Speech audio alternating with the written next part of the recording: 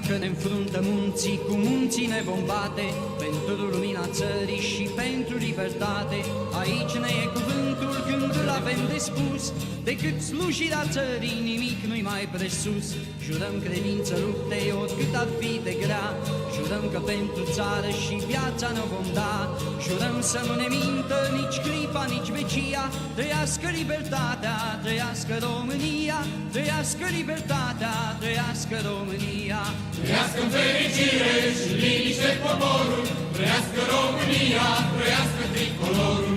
Trăiască în fericire și liniște poporul, trăiască România, trăiască tricolorul. Dar țara nu se face cu lași, cu apatrizi, iubirea nu te scuză când ochii închizi. Să curățăm tot răul din viața României, că noi suntem partidul și țara omeniei. Nu creadă coții muncii că ei sunt mari și tari. That is Trăiască România, which means long live Romania. I don't know why I'm playing that. I couldn't decide on an intro song, and I really like that song. I have fucked last second. I made the brilliant decision to fuck with my microphone. So if I sound like I'm peaking, let me know. And now that I've said that, everyone's gonna say you're peaking, and I'm not gonna trust chat. I'm gonna ignore it anyways. So that's a moot point. I just hope that I am less loud than before, because or less quiet than before, because last stream you could not hear me.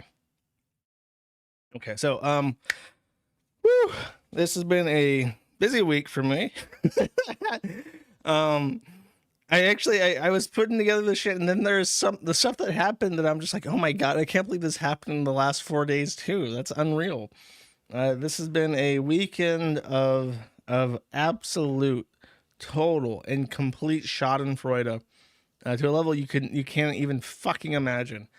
And I realize now that the pendulum truly is underway. It has started to move really rapidly in the other direction, because now all these people who have hundreds of thousands of followers, millions of subscribers on YouTube, are now emboldened to talk about things they never would have merely 2 years ago. We are so fucking back. And not only are we so fucking back, but this month, in the next 30 days, there is something else that's going to happen. And this is I don't know. I need a funny name for it. It's Operation Alpha and Omega.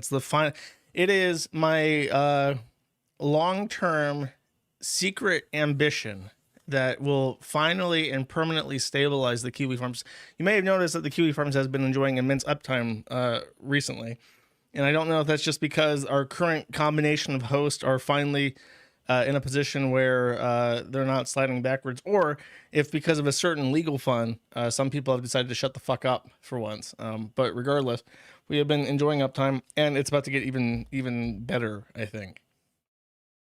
If what I've been promised pans out, it will be perhaps the single largest W in the history of the internet.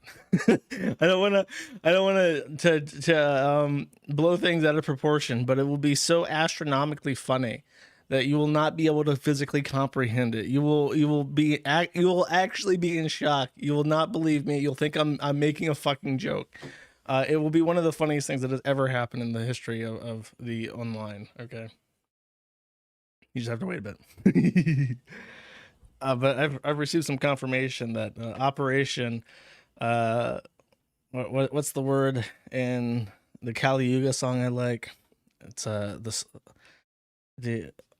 where was it? Nida Gongs? No, there's a word for it. It's like Zeitalta or Unterwegs or some shit.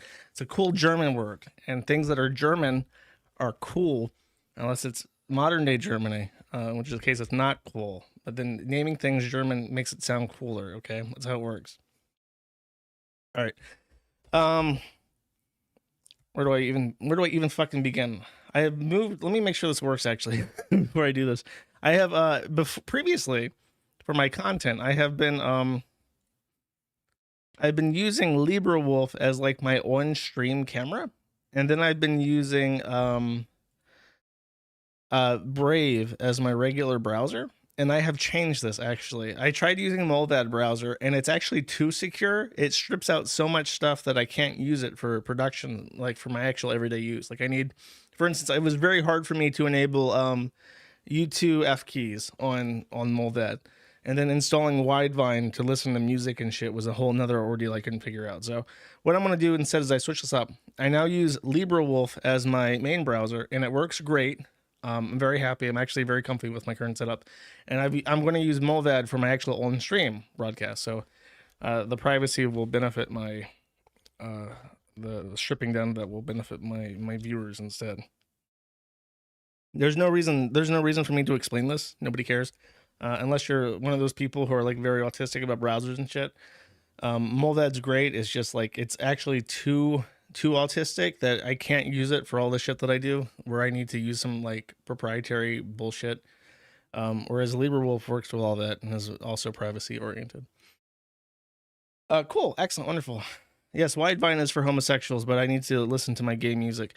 I open Tidal and I see that they featured social justice. They want me to listen to social justice music. They're actually showing me this. Celebrate the World Day of Social Justice. They also featured Schoolboy Q of Yearn 101 on Thoro Hip Hop, and Prince Royce of Yamada Periada, and then Lola Brooke from Becky.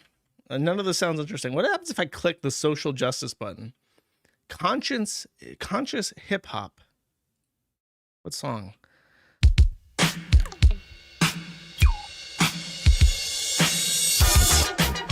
Really? This is social justice, this song? By Grandmaster Flash? Wow, that's really breaking the fucking barriers. I feel the class the class rivalry shattering to a million pieces. Racism has been destroyed. Thanks, Tidal. Very cool. I really needed that. Okay, what? Next. What was I going to talk about? Nothing. Sure, whatever then. Let's just start with the news segment. And what do we do, chat? What do we do when we want to start the news segment? That's right. We bring out the hamster. There he is. Oh, hello, Mr. Hamster. You want to read the news with us? Yes, he does. Okay. In my efforts to infantilize my viewership base by having a hamster on screen. Transgender streamer under fire once again after admitting to sponsoring DIY hormone directory access by minors. By the Publica. What is the Publica, you may wonder? It's owned by The Quartering and some other... I feel really bad. I don't know her name. I think it's a woman that did a partnership with Hambly, and it's now the Publica. And after 2 years, they have picked up the Keffel story that's been on the Kiwi farms for a long time. Let's read it. I'm sure that this will be fascinating, chat. And we'll fact check this as we do, as citizen journalists. A transgender Twitch streamer is under scrutiny once again after a popular YouTuber put out a call for more information on his shady past. Oh my God, Amy Ham. What is it with people named Ham? Why is there a Jeremy Hambly and then a completely different woman named Amy Ham? Does Jeremy only hire people who have pork products in their name? Is this how this works? Maybe Ethan Robb can be for the Publica.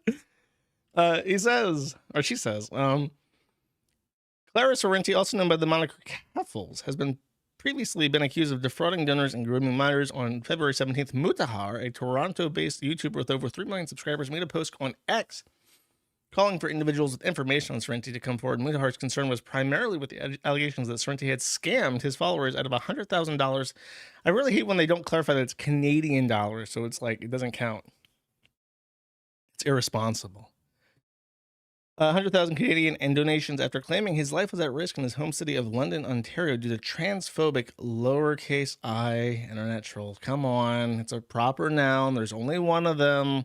Until it splits up into little pieces, it's an uppercase I.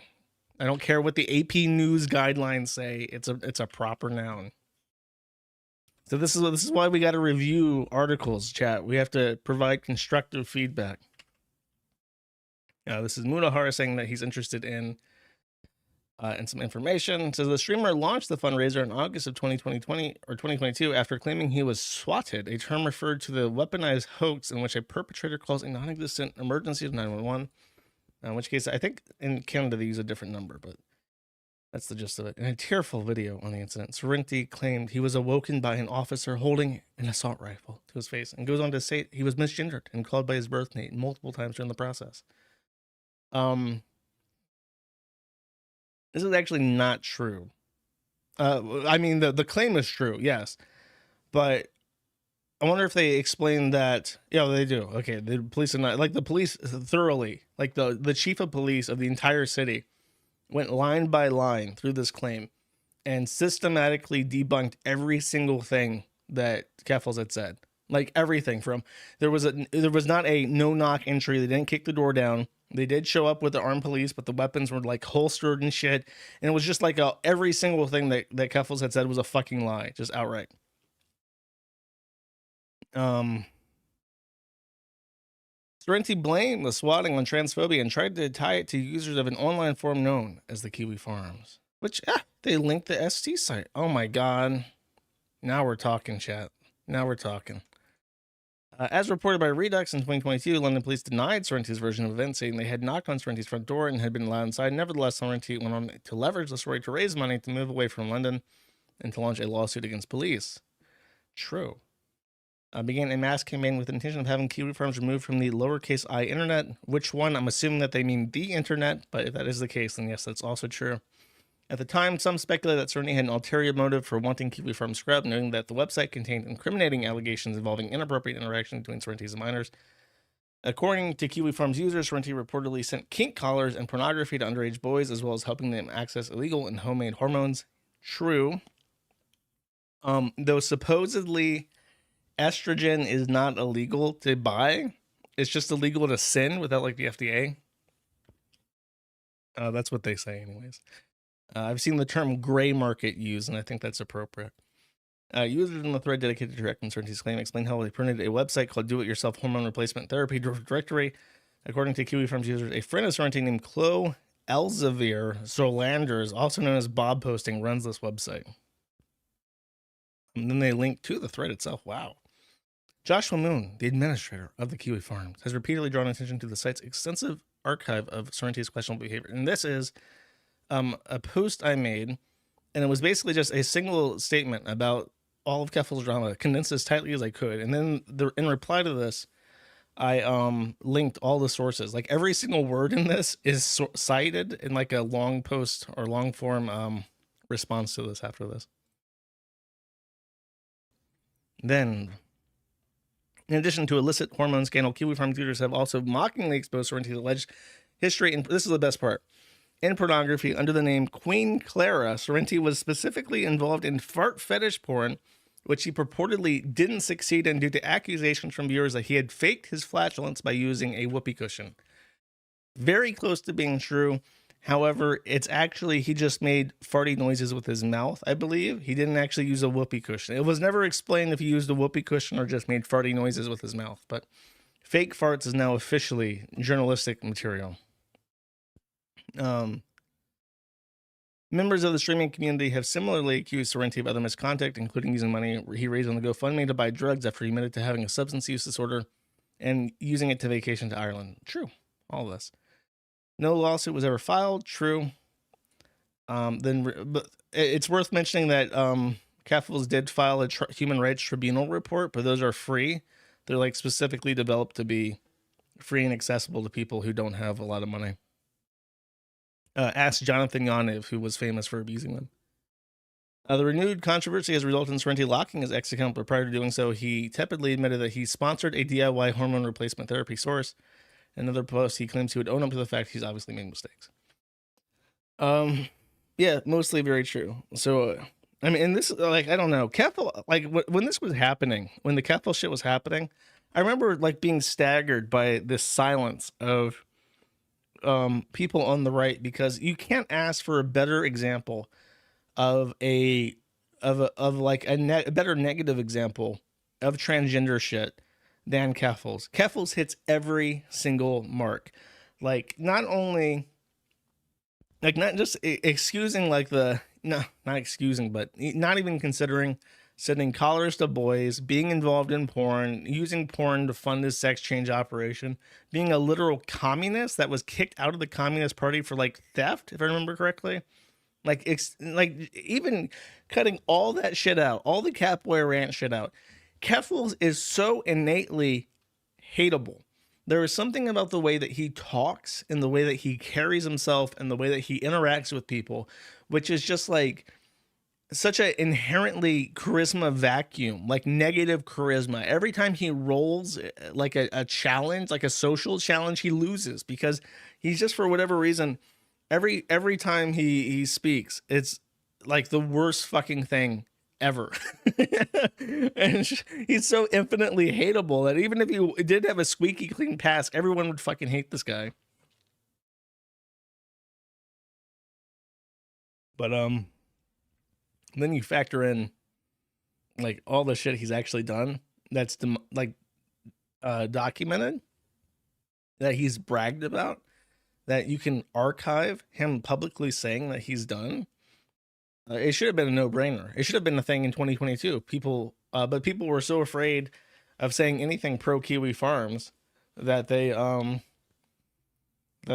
just didn't. And now it's been like a year and a half, right? And I think that the difference between 2022 and 2023, besides Elon Musk acquiring Twitter and making it safer to say things that, you know, people might find disagreeable, it's also, I think that the accusations of swatting have like cooled off. Like in the year and a half of Drop Kiwi Farms and Liz Fong Jones, not once ever has anything swatting related ever been tied to the Kiwi Farms. And now with Tor Swats in jail, like I'm sure the swatting shit is going to die off real fucking fast because he's not doing it anymore.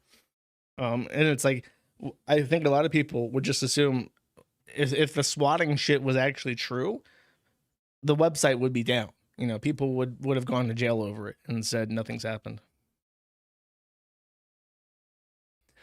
I don't know. Better late than never, I gotta say. I'm a little bit frustrated that nobody ever publicly stuck their neck out for us before it was politically expedient to do so. But I'm not gonna look a gift horse in the mouth, so to speak. Next, Pearl Davis. Oh, there's actually two things, Pearl Davis. Here's Pearl Davis in her natural habitat. I was actually wondering why they use such a fucking hideous, like, well, what is the point of the bright white sterile medical building lighting that they use for this building? And then I realized that they have to use really bright lights like that because the black guys wouldn't show up. You know what I mean?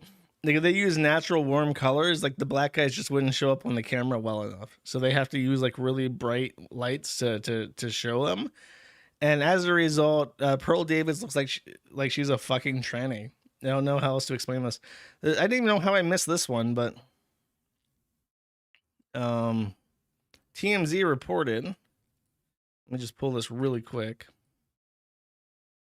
that Anaya Johnson, the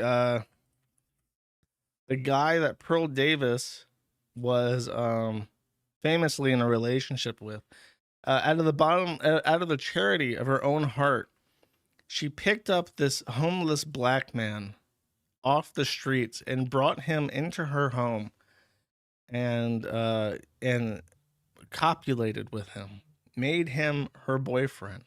This is the fact that she, for whatever reason, she just, you know, she's such a humble person. Really, that's what it is. Pearl Davis is so humble that she never brings up the fact that she picked up this homeless guy and refurbished him, you know, gave him a second chance. And they parted ways amicably. You know, he upgraded to a better woman and left her behind, which is what she would have wanted as a raging misogynist that makes her entire career off hating women. She should understand that men don't make mistakes. And if he upgraded to a better woman, then she just lost, and that's okay. And that's the natural order of things because men are in control, right? So, but she's so humble. She's so humble. She never mentions this guy and the great things that she did for him and how she helped him reach his true potential off her labor. Isn't that great? Isn't that sweet, chat? It's so wonderful. It's so wonderful, chat. That great people like Pearl Davis are out there doing these things and not even taking credit for the works that they do, chat. That's a wholesome big, yeah, wholesome is the right word. That's a big Chungus moment if I've ever heard one. Such an asshole.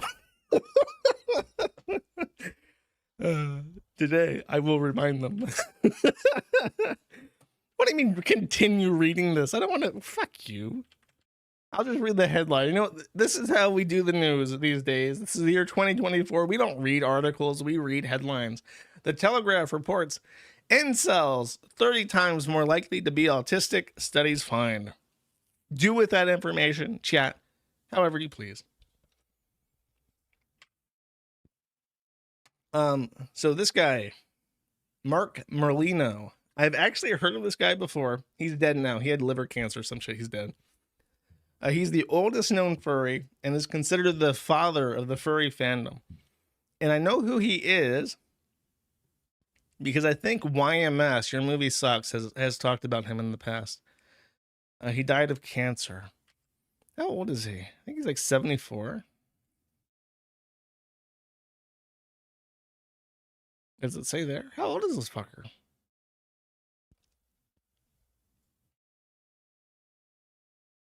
He's gone. I guess it doesn't say. Does anyone in chat know this offhand? Vax? Is that a meme now? Where if anyone dies for any reason, you have to ask if they're vaxxed? Is this the thing? Mark? Okay, let me just look it up actually. This is a show where I do information. 80 years old. That's crazy. How does a man have that much gay sex and live to 80? He was born May 1952 and died February 2024. So that is 72. 72, not 80. Let's try. It was close with my original guess. Okay, so I like to tell this story in full because I don't think I bring it up too often and it requires some context. So a long time ago, when the sector was much smaller and much more autistic, but also much less autistic in a different way, I was just beginning to stream. And one of the big players, because this was back when there was actually a sector and there were lots of people jumping onto each other's streams and arguing, and Ralph was like a big deal and he wasn't like a complete train wreck. This was like right around like the Hill stream era, moving on to stream.me and stuff. And one of the guys heavy in this was Zoom. Zoom is a pedophile. He's been a pedophile, or known to be a pedophile, for a very long time. Because way back when, he had an argument in public on a stream with a girl that he was talking to. And it was revealed that he made her watch child pornography together. And the details of what kind of child pornography it was came out in this conversation. And it's pretty fucking dire. It's really disgusting. And for some reason, Zoom is kind of like, I would say he's like dark triad. He's definitely somebody that lacks emotion. And what's weird about him is that he is one of the most arrogant pricks in the face of the fucking planet. Like, there's some, like, this guy literally cannot stop sucking his own dick for a second. And he would get on these streams and he would like try to like dox, and I think, I don't want to say, like, the people that he was with would do things that were like ostensibly illegal. So he developed this reputation. He never got much of a following because he's a loser. And people would just start calling him a pedophile if they were bold enough to do so. But eventually he fucked off because he couldn't get a following in public because everyone would just call him a pedophile.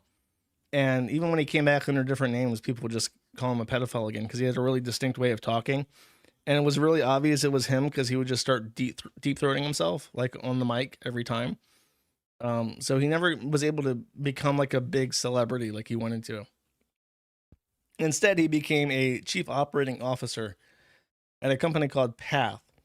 And there are audio logs of Corey Barnhill, who now goes by Corey Shiratori. He actually changed his name to August Hart, which I've mentioned before is the name of the comic book character Godspeed. So he literally named himself after the comic book character that he's obsessed with. Like, if you look at his room, like, there are videos of him doing Zoom meetings for Path, like with customers. And he's in his room, and his room is like dark, gloomy goblin den. And you can see like the Godspeed, like the comic book character apparel and like lights on his wall, like posters. So he's in like this man-child goblin dungeon surrounded by comic book paraphernalia as an adult, as like a C-level executive at an ISP. Really cringe. And he literally named himself after this comic book character too, as a way to dodge accusations that he's a pedophile, because he went online and said that he was a pedophile and watched child pornography. Now, we had issues. So my brilliant idea a couple years ago was that I was going to register with ICANN and get my own IP address and subnet. And I thought that if I did this, there would be no way we could get deplatformed anymore. I would effectively be an ISP, and I've never heard of ISP level deplatforming before, so we would be immune to deplatforming if I did this. However, one of the first things that happened to us was that at FiberHub, they use Path for DDoS filtering. And I did not know that Corey Barnhill was involved at Path. And as a result, when we were DDoS attacked, I'd switch us over to the DDoS filtered Path networks. Corey eventually figured it out, probably because he was DDoSing us. If we're being serious, it's very likely that he was initiating, because allegedly Path is known to DDoS companies to try and then sell them DDoS protection. That is an allegation that has been thrown around. Well, at some point, Corey realized that we were using Path for DDoS mitigation, so he blocked our subnet.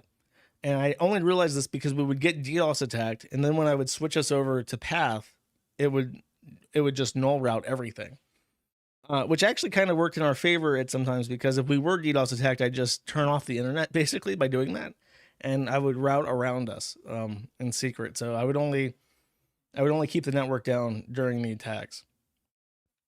This eventually caused FiberHub to switch over to Zayo, which offers similar services, and it started the long decline of Path as a company, because they were actually really big. They were a multi-million-dollar company, handling lots of money, and now they're on the verge of bankruptcy. But they very loudly and proudly were the first company to deplatform the Kiwi Farms. And when Drop Kiwi Farms happened, like, they were on Twitter bragging about deplatforming the Kiwi Farms, which is why it brings me immense joy, mirth, pleasure, spiritual happiness to point out that they are not only being sued by multiple people, they're actually they are themselves are being deplatformed. They've lost an ISP as a result of non-payment. I think it's down here somewhere. Let's see. Here. So this is their non-payment status. And they're being sued by Collegix Canada for non-payment. But they're an Arizona company, Path is. They also lost Telia, which is a tier 1 ISP, for non-payment. And now they're Single Home by GTT. GTT is a tier 1 ISP, but they're also in a state of default. So it looks like GTT is not terminating any contracts, even for outright non-payment, because they themselves are in bankrupt. And I think that they would rather just keep the account and hope that they would start paying it later, rather than lose the account and not have any chance of getting payment. So there you go.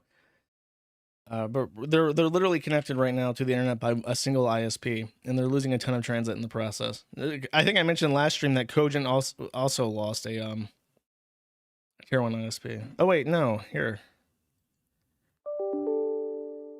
I definitely totally have turned off fucking network sound effects. Why is it doing this? It is off. Oh, I have to mute Thunderbird as well. Okay, that's fixed. Oh, they were kicked by NTT. Sorry, Cogent was dropped by Telia. Path was dropped by NTT, and now they're only on GTT, which are completely different companies. They have similar sounding names, but they're completely different.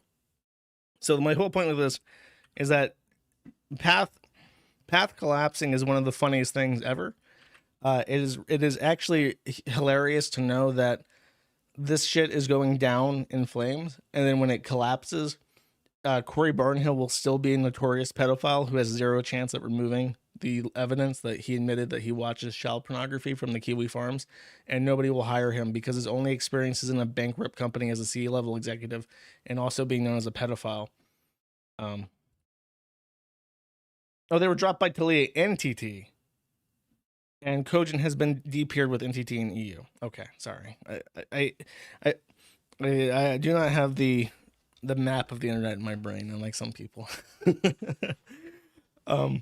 Anyways, yeah, it's really funny. It's really funny watching this. Look at this. Augustus Hart. He named himself after a comic book character. That's one of the most embarrassing fucking things ever. And now he's made that. Now, if you Google the comic book character, you see that the comic book character jerked off to child pornography. I don't know, sex aside. And the funniest thing about this, I can't even tell you. My feud, or rather, Corey's feud with me, is like the longest boomerang ever cast. Path deliberately trying to fuck with the Kiwi farms has resulted in long-term prospects for the forum that are impossible to really adequately describe right now. I'll just phrase it like this: Corey and Path hating you and going and forging court documents to try and trick providers into shutting you down is one of the best forms of advertisement and goodwill that you can possibly ask for on the internet. The way that works. Anyways, next. One of the recurring good things that the forum does is that there is a dedicated anti-animal abuse task force on the forum. And in particular, there's like an ongoing feud behind these monkey hate guys who I really think are just pedophiles, because it's sort of like a sadistic hatred of something small and helpless. And I think that is like directly neurologically linked with like pedophilia. So they pay these Indian guys, when I say Indian, I mean Indonesian. They pay these Indonesian guys pennies to basically kill monkeys and torture monkeys. And one of the producers, this guy, was busted because Dr. Now, a foreign user, hunted him down, basically went down the list of animal rights groups in Indonesia and contacted all of them until two of them responded with interest to the information. And this resulted in his arrest. And there was a bit of a, let me make sure that there's nothing that shouldn't be on screen when I open these. I want to get Nikocato'd again. Yeah, this is it. Sorry, I'm letting it load real quick.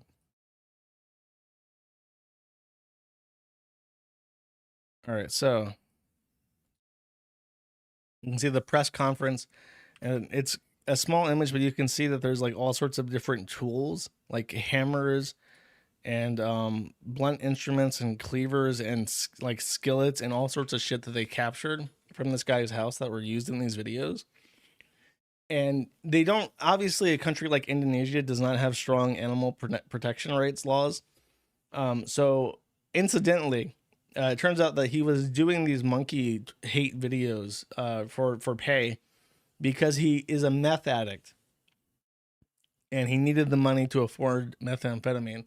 So when they raided his house over the monkey shit, it would have just been like a small misdemeanor and like a couple $100 in fees.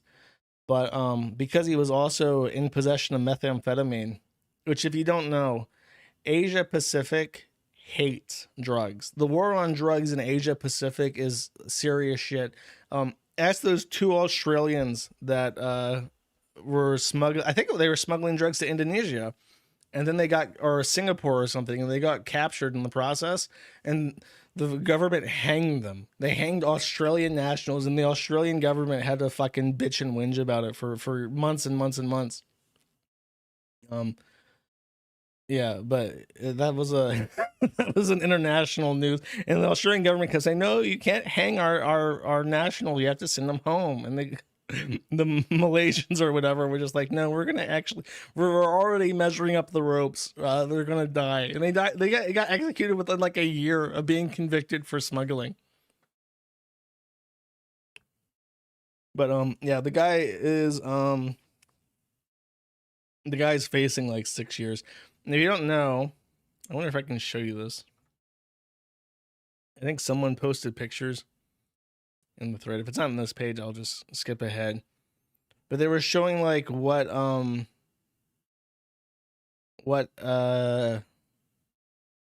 jails in Indonesia look like, and they are not good places. I don't know. I'll leave it up to your imagination if you want to like look into what the Indonesian incarceration system looks like, but it's not necessarily a pleasant place that I would wish on somebody.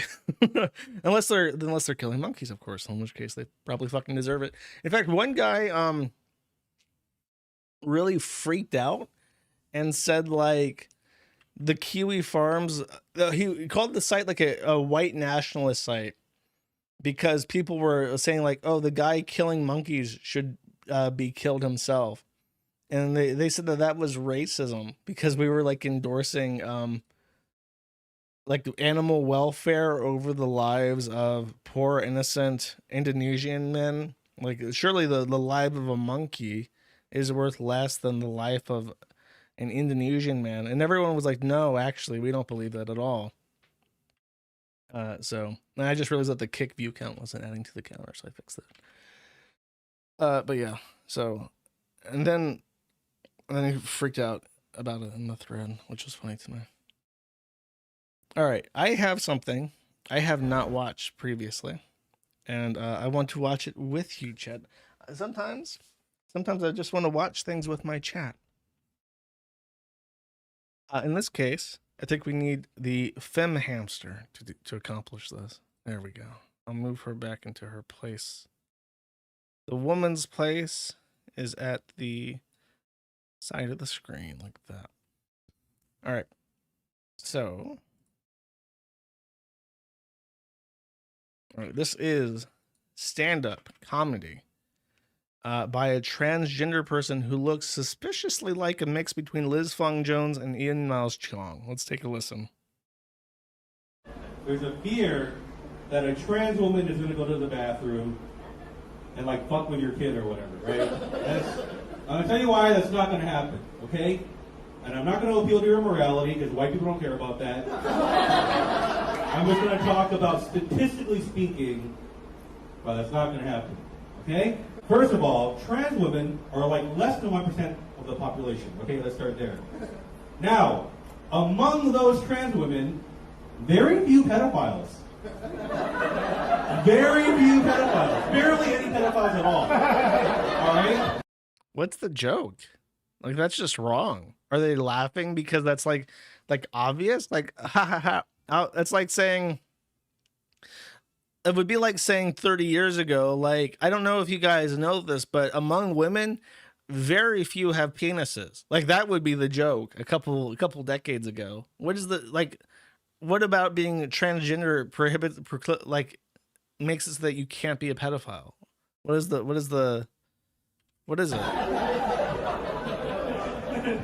Now the chances that one of those trans woman pedophiles will then fuck your kid, that's like winning the lottery 9 times, okay? Statistically speaking, not morally, statistically speaking, it's like winning the lottery 9 times, okay? The trans woman's not gonna fuck your kid because fuck your kid, alright? That's why fuck your kid, and fuck you with. By the way, they told me there's gonna be like journalists in the audience and shit. Robin Trent says that trans woman fuck your kid. It's like winning lottery 9 times. I'm like, no, there's a context to it. There's a fucking context, alright? I mean, statistically speaking, facts don't care about your feelings, right? I'm gonna be one of those. Facts don't care about your feelings.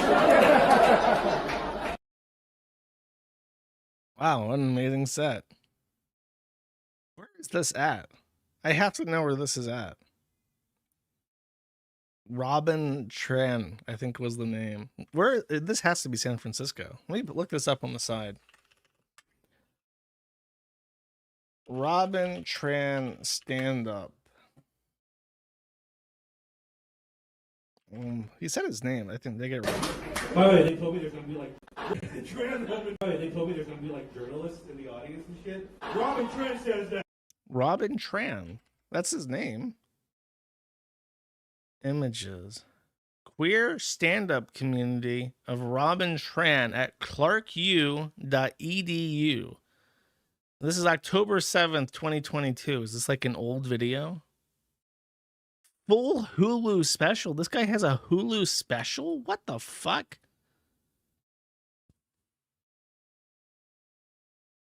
Coming out to your English-speaking mom. Where is this guy from? I have to know. Oh, he has a Wikipedia page. Wonderful. Is an American stand-up comedian, writer, actress, and producer. She is best known for her stand-up comedy routines and roast. 37 years old. And is from Vietnam. Was raised in Garden Grove, Orange County, California. So it is California. It doesn't say specifically where this is from. I don't know what stand-up skit this is, but there you go. Another Californian making that. If you're wondering what kind of a person will hear a tranny ogre stand up and say, yeah, so if a trans pedophile fucks your kid, it's like winning the lottery 9 times. And then they laugh at that. California. That is the answer you're looking for. This is an LA-based comedian, is what I'm trying to say. But based on what? All right, next. Let me make sure I'm not skipping anything too important on my notes, because today was a very rushed day, chat. A rushed day. You know what? I will look at this actually. I didn't have this queued up, but just because. This is a news article where or a video, probably from the Telegram, but it's a Twitter clip. So I want to hear this. I'm vaguely aware of what it says, so I'm curious if it's clickbait or not. So this letter was from the council, and you got this on the 12th of January. You moved in November, didn't you? Yeah. And you got this letter, and just spell out what this letter says. That letter says that because the property is derelict, that they can compulsory purchase it. If there's any repairs to be done in it, they could take it off the price of the property. Yeah. And these properties are for migrants. That's what they want these houses for. Extraordinary, isn't it? And how did you feel when you got a letter? You moved into your new wonderful home, you settle down, law-abiding citizens, and you get a compulsory purchase order from the council accusing you of occupying a derelict home. How did you feel when you got this? After paying $200,000 for it, we didn't feel very well. No, it must have been one hell of a shock, mustn't it? It's for the immigrant and not the indigenous population. Well, veterans are sleeping rough. Yeah. 16,000 In veterans. terrible weather. Absolutely. They can't get put in hotels or on a Bibby.com. There is a daylight daylight centre charity in Wellingborough, which looks after homeless people who are sleeping rough, and they spend £630 per annum per head. Illegal migrants get paid £50,000. They get spent on them £50,000 per annum per head. And here we have the evidence of it in this letter. They wanted your lovely new home. Yeah. Unbelievable. So in summary, in case the British accents were too thick for you to make understanding heads or tails of what was being said, the family moved into a new home. The council immediately declared it derelict and then said that they were going to force them to sell to the council. If any repairs needed to be done, they would remove the repair money from the amount that was being purchased, and then they would use that home for housing refugees. So these people who spent the money were shit out of luck and would have to move again almost immediately after buying the home.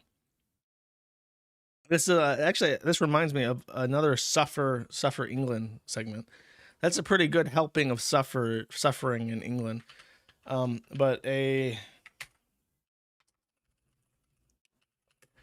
person put out a statement. They're being sued by a familiar trans ogre, if I understand correctly, and they were court ordered to remove certain things from their website. This is Legal Gengar, who is in the UK. I don't want to make assumptions about who, what, when, where, or why, but I'm pretty sure that this is a familiar goblin in the UK, and I'm pretty sure, if I had to take a guess, I don't know for sure, the documents that this person posted about that familiar goblin in the UK may be convictions related to child sexual acts. So they were court ordered in civil court, where the proceedings were taking place, to remove those incriminating public documents from the internet and then not repost them again. And then from there, these documents that were taken down ended up reposted to the Kiwi Farms, as they do.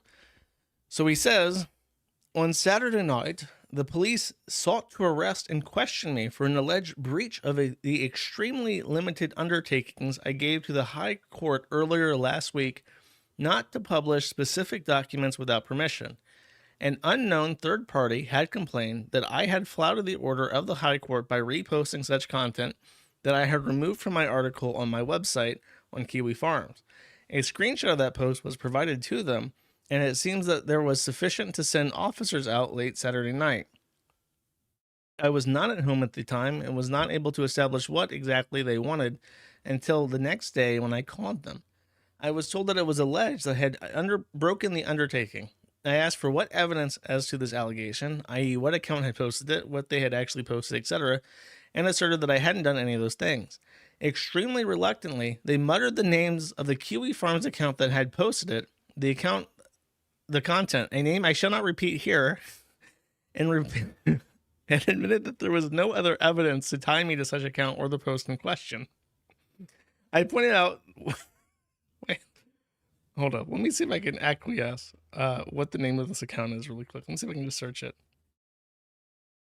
Or I'm going to yell at someone to go search it for me.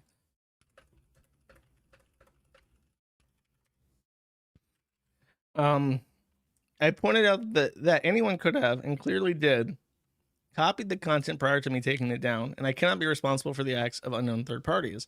And why would I be stupid enough to disobey a court order? In any event, I am not and never have been that account, not the least of which because of an extremely rude account name. They then confirmed that they were not looking to arrest or question me anymore in connection with the alleged breach, and that they would take no further action. I understand I'm not the first person to be involved in litigation where the police are mobilized for baseless or extremely weak allegations. It is a worrying trend that I intend to write about in my future article on the website. On my website. So this person was put under caution, which is basically the Mirandizing in the UK. From what I understand, when the police caution somebody, they basically, the police caution, I'm going to look this up because I love how fucking insidious it is. UK police caution notice. See if I can find this really quick. It's kind of confusing because cautions are also the name that the police in the UK give someone as like a fine. Like they don't call it a fine or something. They call it a police caution. So a caution is both like a warning they issue you and then also like a fine that they give you like to punish you for something. But it basically says like we're looking to arrest you. You don't have a right to an attorney. You can get one, I guess, if you really want to, but we're still going to interrogate you. Anything you say can and will be used against you, but also anything that you don't say can and will be used against you. If you refuse to talk to us, we'll make note that you're a naughty boy who doesn't like to speak to the police, and that will be used against you at a later date. Like, that's what they go out. It's like the exact opposite of the Miranda rights. It's like, it's not, you don't have a right to an attorney. You don't have a right to silence. If you refuse to talk to us, we'll make note that you're a naughty boy. If you try to speak to an attorney, we'll make note that you were a little bitch that hid from us from under mommy's skirt. It's like really crazy. So I found this interesting. This is like the third time that somebody in the UK has been like under caution because of Kiwi Farms posts they didn't even fucking make. If you use the forum, I beg of you, please use a fucking VPN. Molvad works fine. Private internet access was also popular for a while, but Molvad has IPv6, and that's really big. If you get a VPN, get one with IPv6. Tor and Molvad work fine for this purpose. British people need help, dude. It might be worthwhile to set up a charity just to get every not retard out of the UK. There must be only like a couple hundred not retarded people in the UK left, so it shouldn't be that hard to move them all to the US.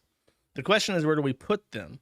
I think they could do. They need that shitty weather, so I guess Washington. We can move all the British people to Seattle, and that might make it less shitty, if you can imagine that. No. Look, there's only a couple, I'm telling you, not the shitty ones, the good ones, only the good ones. There's only a couple of them.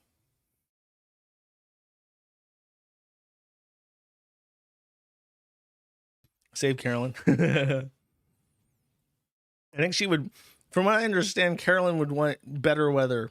I think she'd move to Florida before she would move to Washington. I'm a fan of the gray weather myself. Apparently that's a contentious opinion. Everyone gets angry. So what? You can't look British weather. British weather is the worst. It's all gray and rainy. That's good actually. That's good actually. White people are meant to have cold, gray, rainy climate. White people are immune to seasonal disaffectiveness disorder. The cold, gray, rainy climate makes black people jump out of windows, but white people thrive like a delicate flower under the overcast. Okay, that's how it works. Vouch. Let's listen to some Vouch if you can. So wait, does this not? Oh, at least. Oh, that does work. There's not much I can do about the optics black hole, though, at least not right away. I don't expect this video will get much positive attention on release. I think it's going to be kind of broadly ridiculed, largely, I think, from folks trashing it who haven't actually watched it. This is something that I expect. This is something we all know will happen. Whether or not you agree with me on any of this, you know that'll happen. It's unfortunate, but I can't make that not happen. I can't, like, rewrite reality. So if I can't do that, then I just have to accept it. And I'm sure there will be, like, drama YouTubers who comb over it and pause every 2 seconds to talk about the, like, pedophilic contour of my frontal lobe or whatever. You know, they'll just make a big laugh riot out of it. I watched the entire video. I watched Vouch put out Vouch put out a 1 hour and 50-minute long response video as a result of the Goblin fiasco, the tax folder expose, and I watched all of it. I watched it on 2x, but Vouch speaks kind of slow and deliberately, so I didn't really miss out on too much. I will say this. I'll start with the positives. Vouch was good to groom himself. As you can see, his beard is freshly sheared. His hair is did. He's got this nice dark leather jacket on, which kind of looks like the kind of jean jacket on that Wrangle Star tries to wear. You know, he's kind of like, I'm an everyday man. I wear a jean jacket like Wrangle Star. I bought a jacket that'll last me 90 years, just like in Soviet Russia. So He was good to take a bath and do his hair and buy a nice jacket from Ringstar. That's a good part. That's a good job. The second one is he constructs this video in a way that is very intelligent. He puts his strongest arguments first. So he digs up all those old clips of him where he's like making really dipshit debate bro arguments in favor, trying to associate no ethical consumption under capitalism with child pornography. Though, sorry.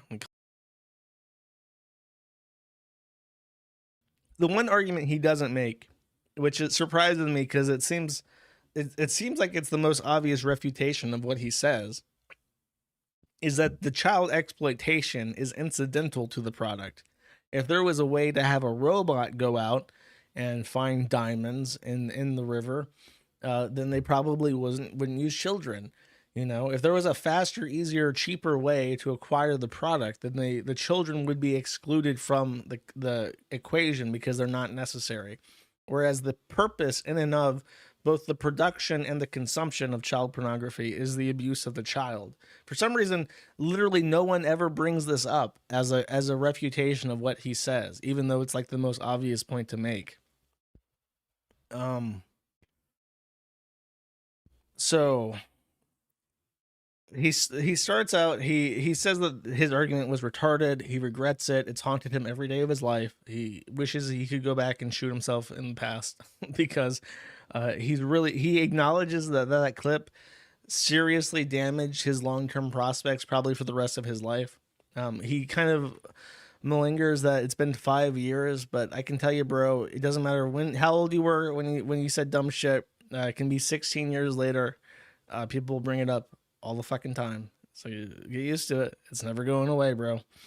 Then he moves on from that. And then at the very end of his video, he gets to the goblin folder. He gets to the goblin folder. And it's kind of weird because at the start, I went to lengths to explain. Very well spoken, very deliberate, very sounds very reasonable, going over his mistakes, admitting that they're mistakes, wishing that he did things differently, so on and so forth. It's worth mentioning that because when he gets to the tax goblin folder, that deliberateness kind of breaks because now it's not trying to debate bro his own perspectives. Now it's like, why do you have pictures of Lolicon saved to your computer? So he has to be kind of silly about this. And he goes, well, I thought they were short stack goblins and I like the tummies. And now I can totally see with the context that was a mistake and I shouldn't have done that. But one thing he doesn't mention is the horses. In this segment where he's discussing the Lolicon folder, he does not mention that there are Lolicons being fucked by horses. His explanation is that he likes small girls because it makes his pee-pee look bigger. He likes it when there's a big dick and then a small body, and because that's arousing to him. And I assume that goes double for horse cock, but he does specifically doesn't mention horses. I was actually by some YouTuber who says I watched it too. And it was the guy from what's the name of that podcast? He has a weird name. It's like Oyasun or something, and I want to say it's the podcast that Charlie was on. There's a very very big podcast, and it has a fourth chair that's a guy that likes the Kiwi Farms, and I swear that Charlie's on it. Kaya Orson. He actually me on Twitter, and he said that I was wrong, that the horses are brought up, but no, actually. So in the tax folder, he doesn't mention the horse fucking the little girl. He completely deliberately misses that. But in the end, he does use the word horse. He talks about horses only in this context because there's that really famous quote from Keffels where Keffels says, Vaush is a racist pedophile and that's why we love him. And that quote is really damaging to both Vaush and Keffels. And it's apparently an in joke in the Vaush community to just call him a racist pedophile. And the horse stuff is only brought up in the context of him saying, look, please stop calling me a racist pedophile as a term of endearment. It's actually not helpful at all, and it really bothers me, and I've just been too much of a bitch to say anything about it for 5 years. Please stop. And then he, as a counterpoint, he says, but you can call me a horse fucker. You can call me a horse fucker. You can say that I love horse cock. That's all fine. So it's like it's not, he doesn't mention it, and he doesn't mention why the horses are fucking little girls in the tax folder segment. But at the very end, where he's talking about his own community as like an address to the people that actually consume his content, he pleads with them to call him a horse fucker that loves horse cock instead of a pedophile racist. And if it sounds like anything that I've said is a joke, that is a true and accurate summary of the video. And anyone else who's watched it can back me up on this, that I'm not making shit up. So that is the Vaush video. And now the Vaush shit almost seems like a side note to the real drama, which is Queen Kafals. Oh God, I meant to show you this. It's very important that he got his beard groomed, because without his beard, that's what he looks like. Can you fucking believe that? Can you believe that that's what he looks like without his? A part of me says that's not him. You know what I mean? Like, a part of me is saying, like, there's no way that's him. You know what really, really reminds me of is this guy, the actually Zoe Fox guy. Oh wait, let me not show this on screen before I check it. Hold up a second. Yeah, this guy, the I Stand By Kiro the Wolf guy. Let me see if I can find a picture of him. Oh, this works fine. Look, does he not? And this guy looks like a pedophile furry version of Rich Evans. And then Vaush looks like him.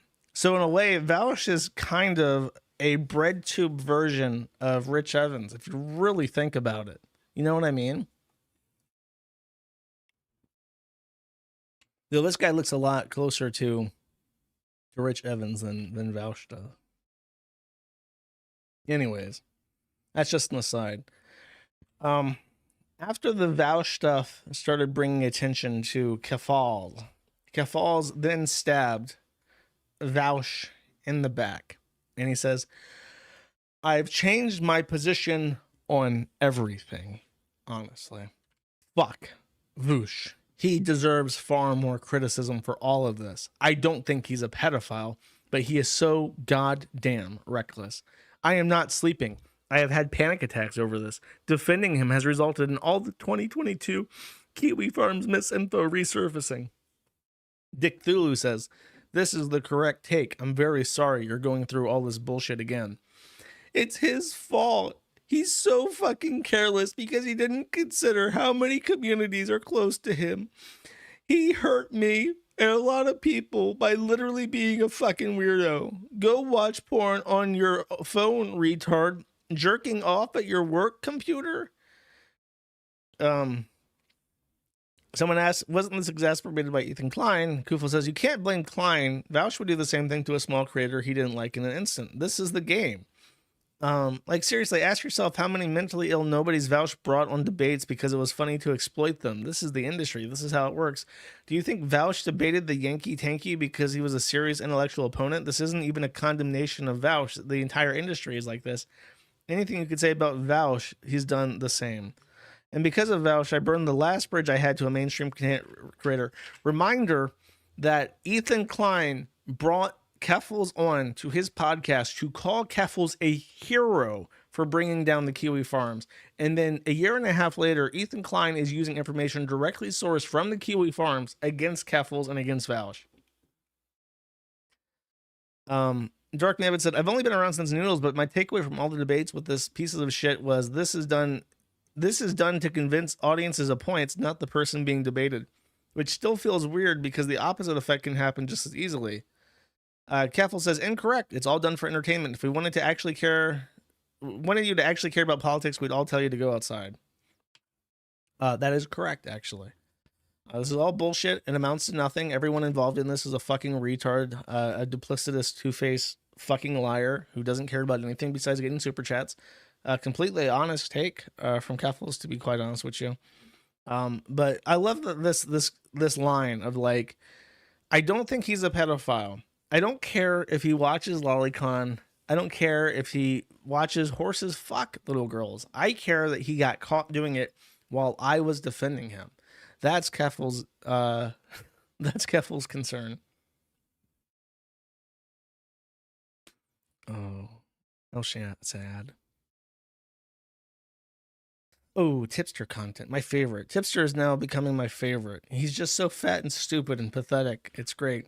Genuine LOL cow content, as they say. The issue here is Sorry, I did not want to blast your ears with that much. that, like, when you're talking about like hentai and anime and stuff like that, the art style is so ambiguous that sometimes you could be looking at a character that looks like an adult character, and then you later find out it's not an adult character. So it's not always like easy to tell. If I could give you guys honest advice when it comes to this kind of shit, if you're into adult content, stay the fuck away from hentai, okay? Because you might see something that looks perfectly fine in hentai and then find out, oh, that's like a 16-year-old girl. Well, fuck that shit. Like, just stay away from hentai. If I can give you guys honest to God advice, stay away from that shit, okay? Because you're asking for fucking trouble at that point. Dude, poor tipster, man. He's jerked off so many times, and then as his hand, sticky with cum, looks up with that fresh new perspective, he says, oh, fuck, that was a child. Just keeps happening to the poor guy. He keeps finding, he had to swear off hentai as a whole. Now he just watches Pornhub because that's the only way. I mean, there, you know, everyone there has been personally accredited by the one moderator who handles 100% of complaints on Pornhub that they're consenting adults. This is how that works. So he is completely and totally guilt-free now with his masturbation. Like, what's happening here is we have a lot of normies who aren't familiar with the debate space, and they're getting their first glimpse of some of the crazy shit that happens in the debate space, especially in the early days of this space. They're starting to see this shit and they're like, holy fuck, what the fuck is going on? But like, if you've ever spent any time in this space, any significant amount of time, some of the shit, and I referenced this in my last stream, some of the shit that people debate or some of the arguments that people will use in a debate to back up their positions are like really fucking insane. Okay. I talked about the fact that in the past, you know, Destiny has done debates about incest, and Destiny has done debates about using pragmatic CP to treat pedophiles through exposure therapy. There was the infamous dogfucker debate. Like, some of the shit that people debate about is so bizarre. I even heard a debate one time, and I know some people in chat know which one I'm talking about. There was a debate one time where someone tried to argue that another person is a pedophile because they think that if your partner has a foot fetish and you go out in public barefooted, where children may be present, with your partner that has the foot fetish, then you're engaging in an act of pedophilia. Like, it's so fucking weird, right? The debate bro space is like the most retarded thing that has ever existed. And I cannot believe that there's like tens of thousands of people who watch this shit. And it's just a team sport. Like, nobody actually cares about the debate. Nobody actually cares about changing hearts and minds. It's literally like a freak show of retards. And then occasionally two people who argue. It's like Pokemon, like Vaush and Destiny spend their time like publicly ritualistically humiliating level 3 like retarded Pokemon until they're level like 90, and then they have a nice little fight with each other where it's more fair. That's just how that works. I'll just let this play. Right. The other thing I want to do really quickly before I wrap up this segment is I do want to apologize to some of my friends who I care a lot about. One of those friends being Keffels. When I tweeted the tweet with my criticism of H3, I did try to tweet it in a way that it wasn't aggressive, or I wasn't trying to be like crazy argumentative or whatever. I wanted to state my criticism, but I didn't want to be a dick about it. Okay. I tweeted that tweet. I went to bed and I woke up to utter fucking chaos because Ethan saw my tweet. Ethan didn't like my tweet, and Ethan responded to my tweet. As a result of that, I was getting a barrage of fucking hate. People were very fucking mad, and several of my friends came to my defense as a result of that. One of those people being Keffels. And because of that, they got so much shit. And I just want to take a moment to apologize to my friends for that. When I posted that tweet, I did not mean for that to happen, and I am genuinely sorry that you guys got harassed and attacked because of my actions. I learned from this experience that I need to, before I do things, I need to better reflect on how my actions affect other people around me. And I'm sorry that happened. None of you guys deserve to be attacked in that way. And I take full accountability for that. The other thing is, this whole experience has honestly ruined anime for me in general. I said it before, like, hentai was never my thing, but if you're into... This is the great part. This part right here is fucking gold. This guy, I want you to know, if you watch anime and you go online and you jerk off to your anime characters, this guy is jerking off with you. You guys are J.O. bros. Hentai, honestly, just stay the fuck away from that shit, because holy fuck, like, you could look at something that looks perfectly fine and then later find out it's lolly, and then you could find yourself in a situation like this. So this whole situation has honestly ruined anime for me so fucking much that I never want to watch anime again. I don't want anything to do with anime. I got my waist bin here, and I got some of my anime. We got Death Note, one of my favorites. Fuck it, throw it in the bin. We got some Dragon Ball Z, another great anime show. Throw it in the fucking bin. Robotech seems pretty harmless, but who knows? Maybe there's some lolly in there. Throw it in the fucking bin. Ys, based on one of my favorite RPG franchises, in the fucking bin. Hell, I've got video games that are anime inspired. Those go in the bin too. Ys, the video game, gone. The Final Fantasy games, there's probably some lolly in there somewhere. Get rid of them. Final Fantasy VII Remakes, gotta go.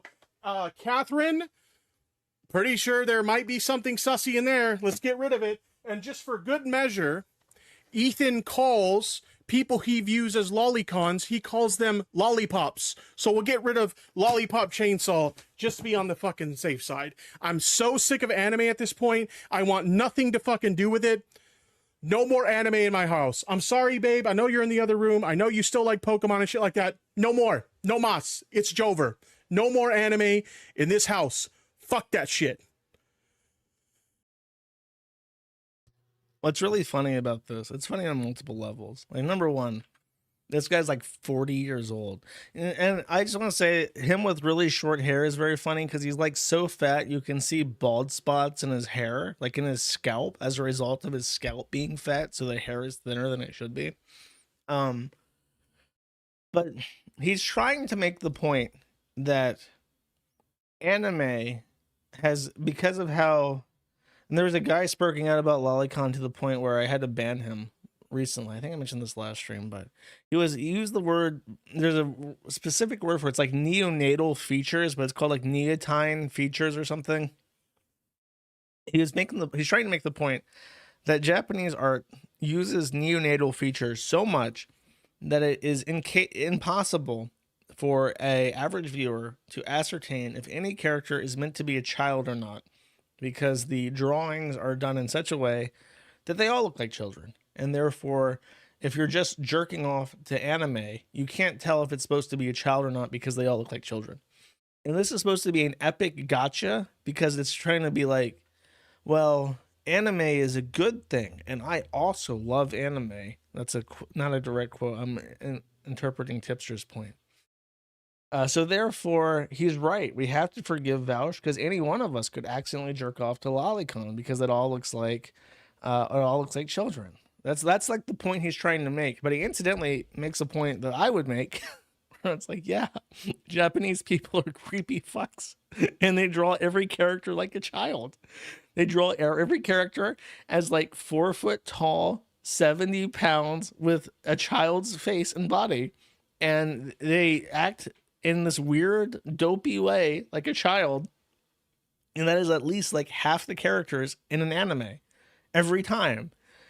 And then even I remember I remember watching Dragon Ball Z as a kid. It was on fucking Toonami. It was the dub version of Dragon Ball Z. They put it out on Toonami, and I remember that there's like a girl, I think it's Bulma, who's like 13 in the show, and then Master Roshi like digs through her panty drawers, and she's like a teenager, and this guy's like 80 years old, and that made it into like the squeaky clean Cartoon Network dubbed version.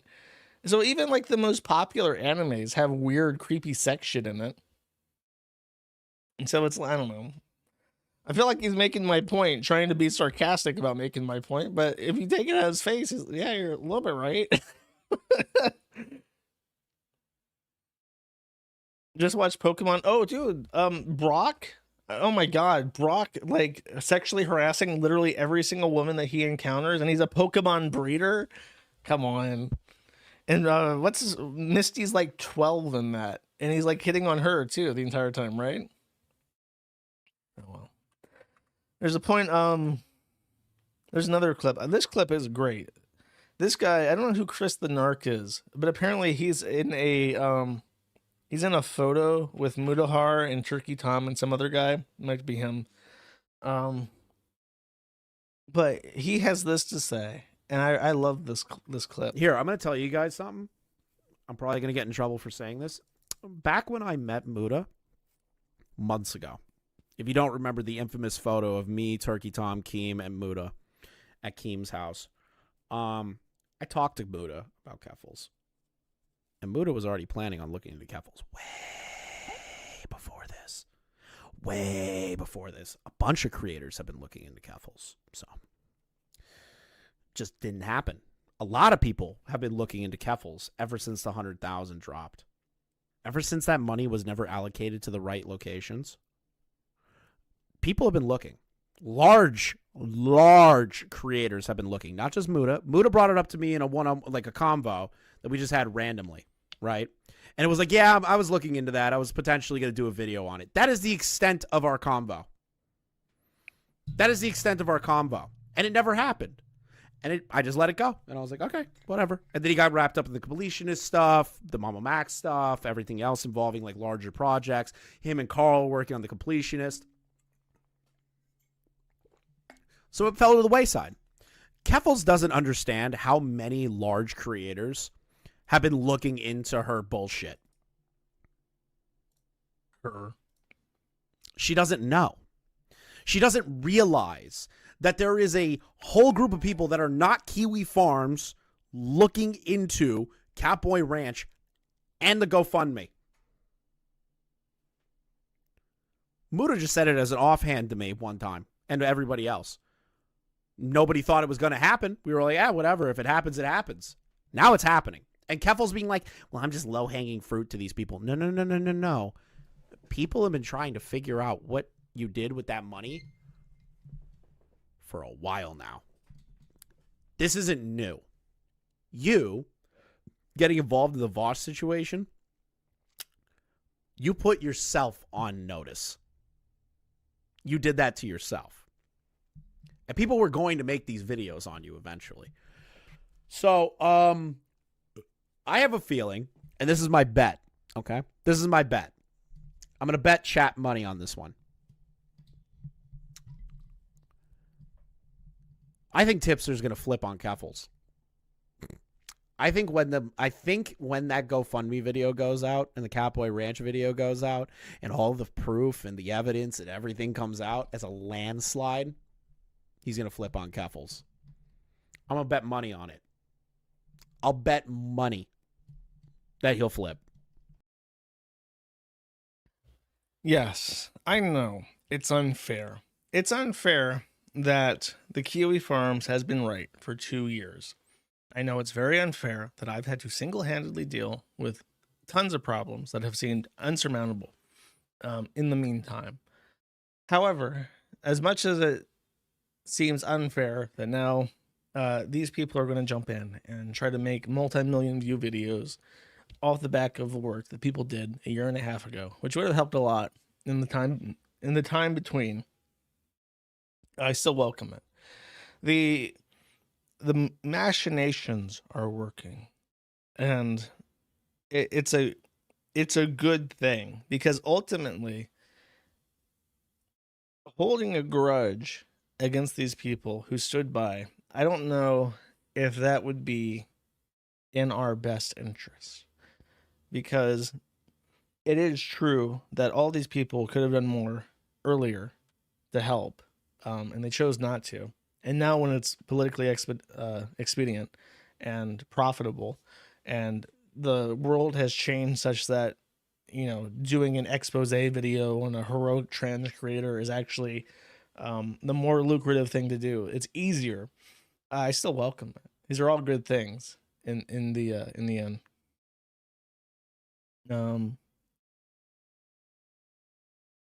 No, I mean, you don't have to like them. I'm just saying, from my perspective, it is a good thing. And now, especially seeing the quartering and his publication just openly like cite the site and name drop us, I like seeing that, not just, you know, because it drives traffic or whatever. I like that because, how do I explain this? When the site was having trouble, it gave the impression that the site was teetering on the edge, and that is in and of itself encouraging. When there's all these problems and they're being pushed, even though they're being fixed and they're being fixed rapidly, the successes in and of themselves give the impression that it's a winning fight. And it is much easier to enlist people on a winning fight than a losing fight. If you are the underdog, people might root for you in silent, but they're never going to stick their neck out for a gamble that they don't have odds to win, you know, which is why now that the odds have changed, people are willing to bet on you a little bit more. When the site stays up and people link to the site and people talk about the site openly and openly agree with what the site is saying, it not just helps the site directly through the, you know, reminding people that it exists, sending back old users who have thought the site went down, perhaps finding new users. It also creates the collective concept that the Kiwi Farms is a fixture. It is no longer this at-risk endangered species on the brink of destruction at every passing week. It is a thing that has been up and has stayed up for over 10 years and is probably not going away. And that in and of itself is a deterrent from people wanting to pick fights. It's one thing to pick a fight with a small website that could be knocked down by a strong breeze. It's another thing to pick a fight with, like, for instance, 4chan. 4chan has been around for so long and has stayed the way that it is for so long that nobody would look at 4chan today and think, I'm going to be the one that brings down 4chan, because it is a fixture of not just the internet, but like collective consciousness online. And moving closer towards that reality is a passive benefit and deterrent in and of itself, which I appreciate. So, yes, it's better late than never, as far as I'm concerned. If you want to hold, like, I don't know, there are some people who I think could have done more and didn't, and I may hold little grudges, but for the reasons I mentioned, I'm going to endeavor. I'm going to make a personal, conscious decision to get the fuck over it, because ultimately that is the prudent thing to do. And there are people who have been trying to help indirectly and who have succeeded in helping indirectly. And that's why it pays not to piss everybody off all the time. You have to, I still think that you have to be choosy. Like, you can't make friends with everybody. Like, if you try to make friends with Ralph, even like, I know that I like to, I'm an idiot in some ways, where it's like I try to be nice to Ralph and Bossman Jack just because they endear themselves to me through their weird behaviors, and Chris for that instance.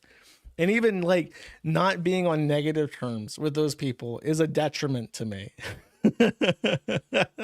I'm not comparing them all, as equals. They're very different people, but in the terms that associating with them, or even like deliberate, like trying to give them the benefit of a doubt is often a bad decision. What I'm trying to say is that when it does, you have to be choosy with your friends, but at the same time, it benefits you to have some friends at some times, chat. Trying to say, I know.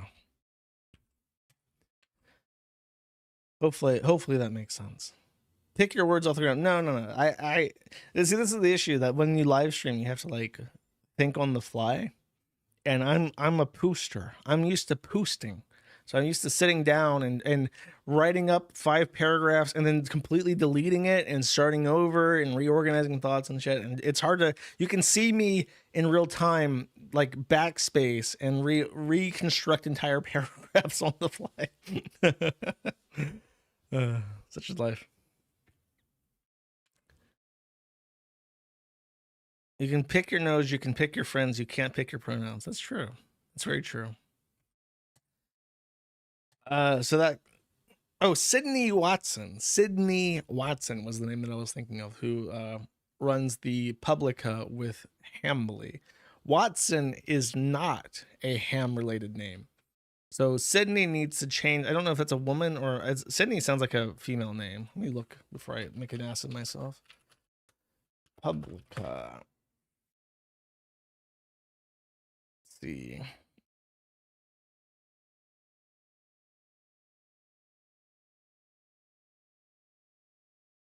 There are no pictures of her on her profile. Yeah, it is a woman. Okay, that's what I thought. So she needs to change her name to something ham-related. Simile Porkson. Hampson is a good name. That doesn't even sound odd. Sydney Hampson. All right, maybe you could go for a more British one, like Hampshire or something. It still has ham in it, so it counts. Anyways. There's that. I already read that. Oh, okay. So this happened just today.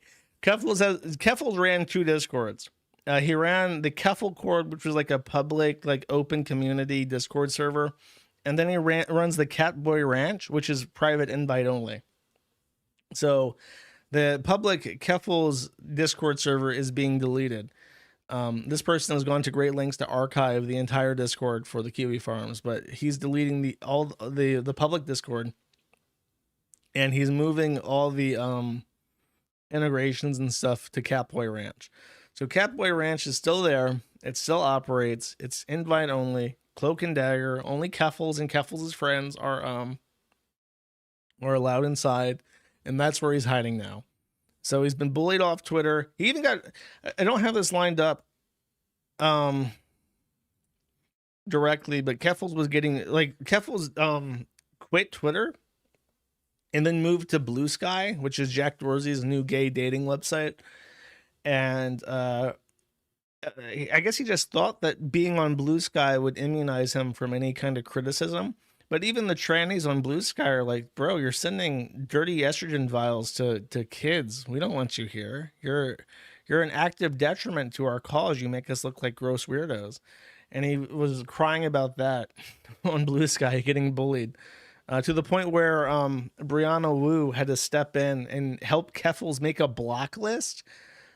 So they're already like getting set. They're trying to get set in on Blue Sky. But like the fun of Twitter was that they could inflict their bullshit thoughts on other people who don't agree with them. What's the point of being in like an isolated hug box where everyone already agrees with you all the time anyways? Like that's not as exciting. The whole point of being a tranny is being able to force people to listen to your gay bullshit, and shooting their kids up with estrogen. So he's kind of dipping his toes back into Twitter, so he might end up on Twitter again in the future. We'll find out. We'll see in a little bit.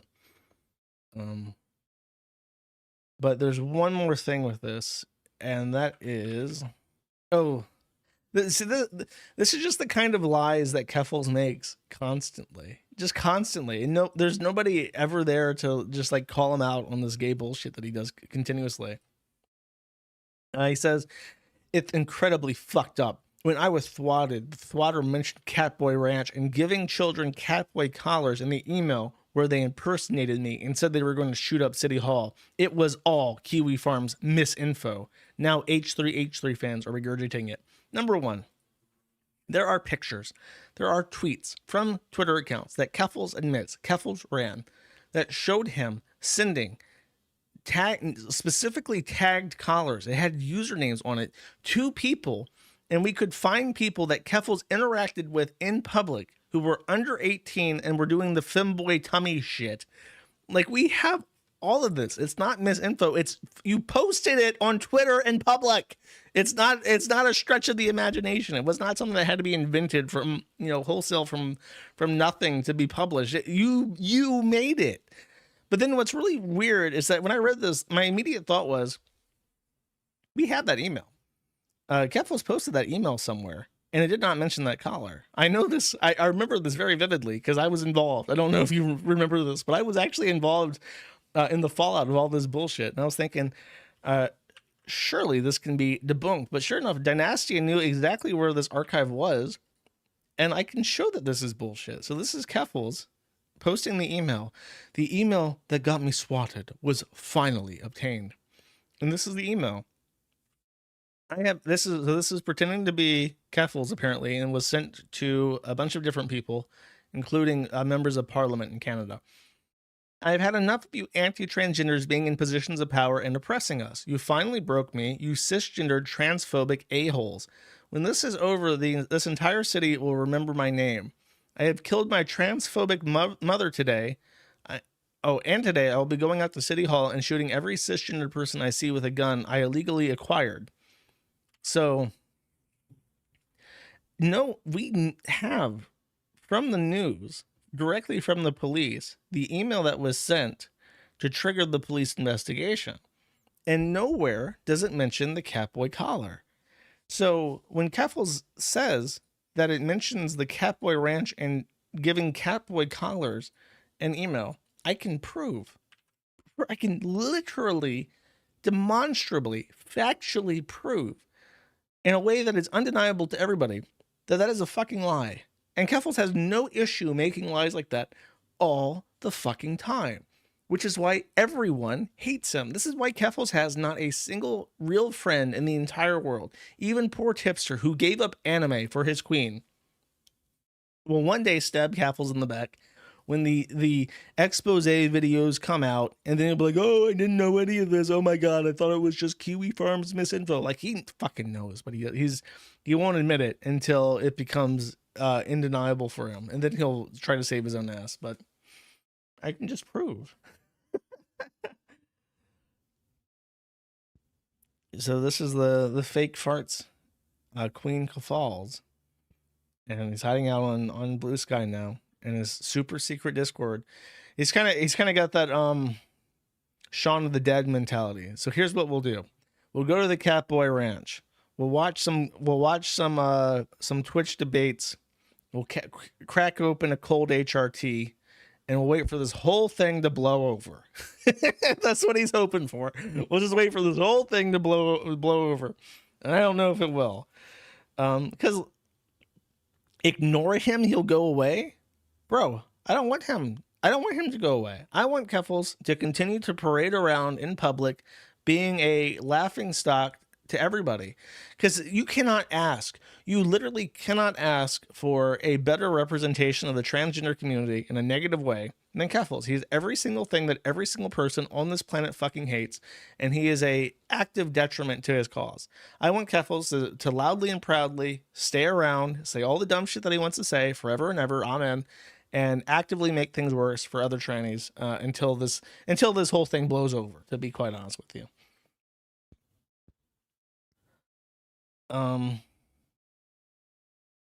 So there you go. I do have a Reddit thing, so let me pull out the Reddit content real quick. Oh, I'm an idiot. I thought I was winding down. I completely forgot. I completely forgot that I have an entire other segment. Okay, cool. Let's watch this nice video that I saw that someone posted. It's called Sector Jeopardy, and I don't know if the person who posted this is the original author of it, but I'll give him a shout out. Wang Chung. He has no subscribers, so I don't know if this is a re-upload or not, but he made this and I like it, so I'm gonna play it.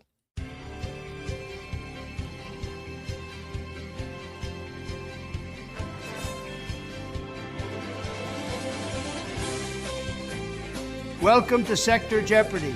I'm your host, Donald J. Trump, and we have a great show ahead of us, the best. Tonight we have all the way from the desolate wastelands of Grimsby, UK. Cognificent or Cog Life is what you go by now? Yeah, just Cog these days. Cheers, Donald, and thanks for having me on. Funny I don't see Ralph here. Must be too busy counting his Zannies in Mexico. Whatever. Next up we have from Chicago, Illinois, the self-proclaimed leader of America First and the savior of all white people, Mr. Nicholas Juan Fuentes. Thank you very much, Mr. Trumpet. It's great to meet you again. Hold up there. When the hell did we ever meet? I never deal with housekeeping directly. At Mar-a-Lago, I was there with Kanye West and Milo Yiannopoulos. You know, they had to smuggle me in since I wasn't technically invited. Ha! Typical Mexican. You hear this, folks? I'm just kidding, Nick. Honestly, I thought you were with Kanye because of some Make-A-Wish scheme. Did you beat the cancer or what happened? We were there for the Yay 24 campaign and felt it would have been a good move to extend the olive branch and ask you to drop out and become vice president. That's terrible, Nick. I'm so sorry you didn't beat the cancer. Anyway, our final contestant, all the way from a small law firm in Minneapolis, here to explain the interwebsy, Nick Rikita. Really, 2 Nicks? Was there a 2-for-1 casting coupon, you cheap bastards? Anyway, introduce yourself there, Nick. The Jewish-looking one, not the housemaid. Yeah, my name is Nick Rikita, and I'm here to talk about the Baldo. Sir, this is a family show. Put your scrotum away. Now on to the show. We have our sector-related categories. The kill stream, the dissident right. Imagine eating this good. Broke Dick Farms, Whoa Kimosabi, and Boulder Talk. As leader of the Groyper movement, you get first pick on the board, Nikki. I'll take dissident right for $400. This Pakistani influencer was implicated in a scandal soliciting CP from a 15-year-old boy. What the fuck? Let's see. Who is Ali Jamal? Oh, and for the record, that 15-year-old sounds like a gay slut to me. Wrong. The answer is Ali Alexander, whom, if I'm not mistaken, is currently working on a documentary about January 6th, and that guy is a pedophile? Fuck me. Cog, you're up. Select a category for a set amount. I'll take the kill stream, obviously, and for double, whatever the amount Ralph earned on his latest show. This mineral hunting moment was the biggest W Ralph and the kill stream ever took. When Ralph found a Zanny bar on the floor... Wrong, and in future, please answer in the form of a question. Did you know that Ethan Ralph owes child support to the Vickers? Don't care. And now he owes child support for Cozy Rosie. Why are you Ralph's still biggest talking? win was getting blasted off floor Zannies. Your turn's Did you over, know Ethan retard. Ralph farted Shut on the stream? fuck up. I won't shut the Guards, fuck get up, your this gunt guardy. limey bum out of I'm here gonna get and Dan disinfect to podium fight you, 3. Holy shit. tangerine. Follow me on YouTube at Cogloif. I'm setting up the new Dono goal. Anyway, next up we have Nick Rikita. Nick, you awake? Yeah, what's up? Pick a category for a set amount. Whoa, Kimosabi. Dead air. All right, that's all the time we have for tonight. Come back tomorrow where we go into Final Sector Jeopardy. If this batch of degenerate scumbags don't get arrested first, good night. Even the credit sequence being produced by Gabe Hoffman, every part of this is really, really funny. So that's why I played the entire thing. I apologize if you didn't find the video as funny as I did. I enjoyed it a lot though.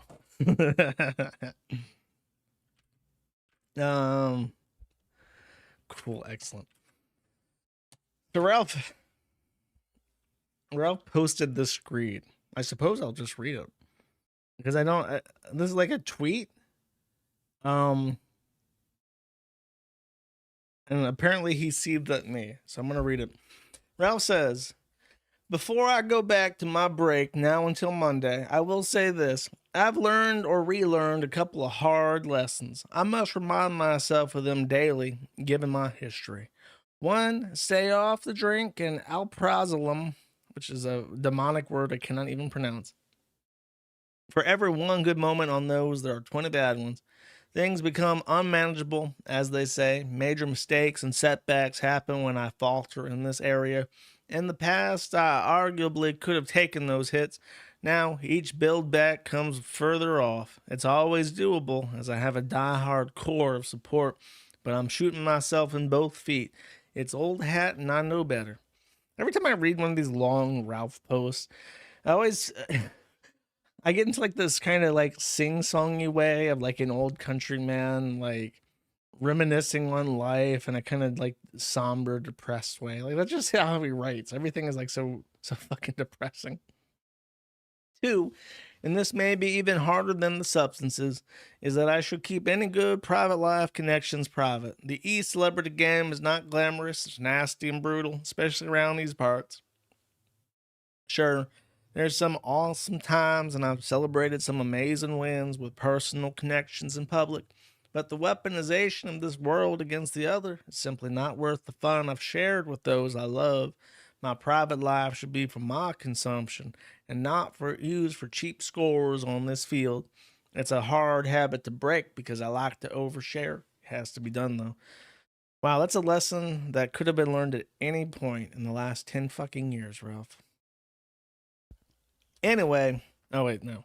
And given my hardball history, not many are going to shed tears when the bets are broken out against me. So basically anything goes when it comes to coming after those I care about, or me. I've chosen this.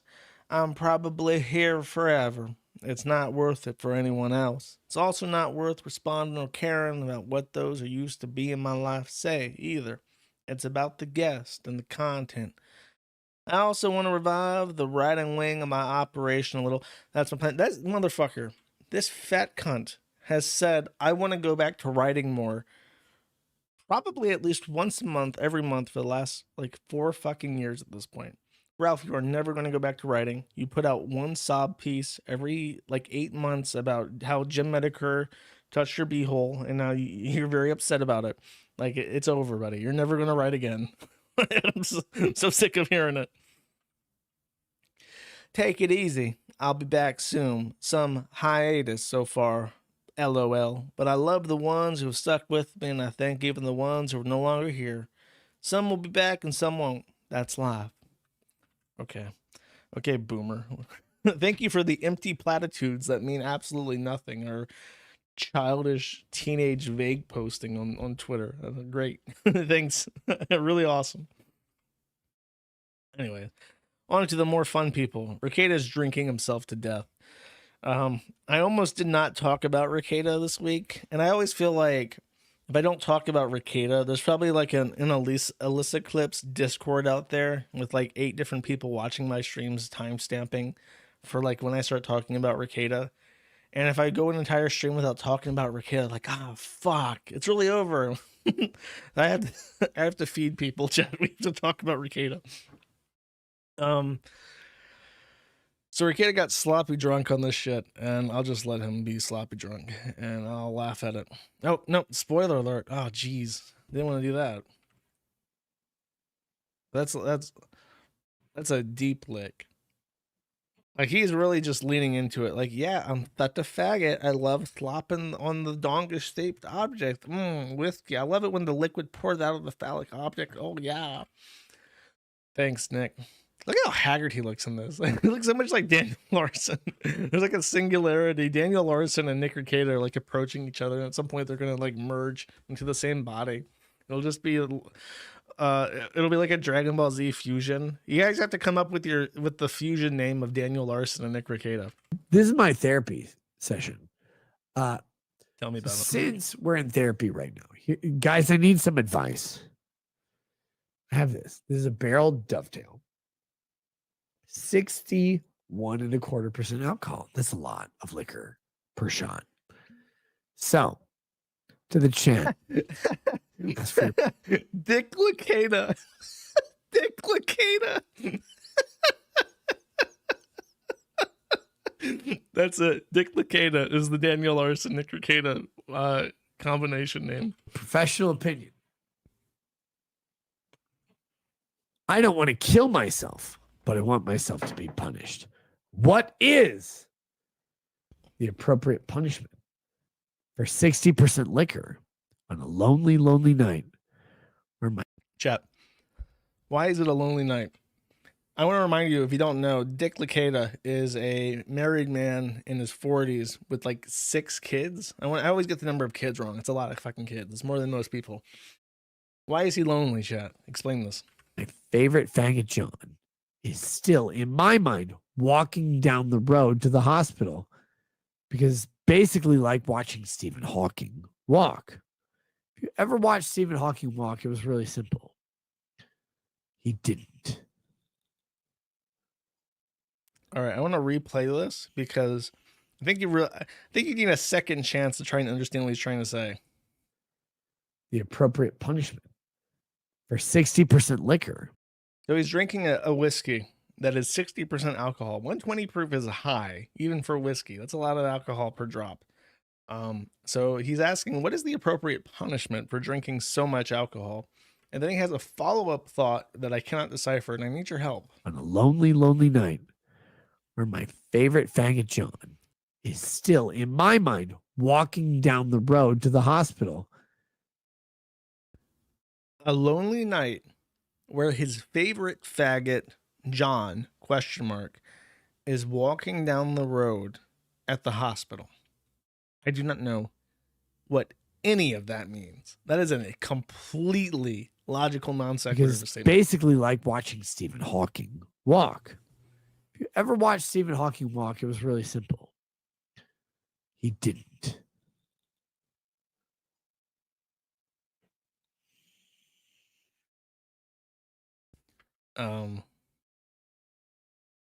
So for some reason, his buddy walking is the same as Stephen Hawking walking, apparently. I don't know who John is, though. And then he goes on a diatribe about me, my favorite kind of diatribe, chat. Let me go to bed. I hope you have a nice night. I hope there are no Johns in your life who demand you to save them from the fucking world that they can't navigate and then ask a fucking can of beans to kill them just for acceptance. John, that's embarrassing, but go be British. Cheers to you all. Cheers to John specifically. Cheers to the Kiwi Farms. Cheers to Josh Moon. See, he says John, and then he says Josh Moon. So I was thinking maybe he was calling me John Potter, which is also a name that Ralph thinks I have for some reason. So I was thinking maybe that. I have no fucking idea who John is. If anyone wants to tell me who John is, please let me know. Most autistic person on earth with zero human interactive experience. Telling everybody on earth how humans interact.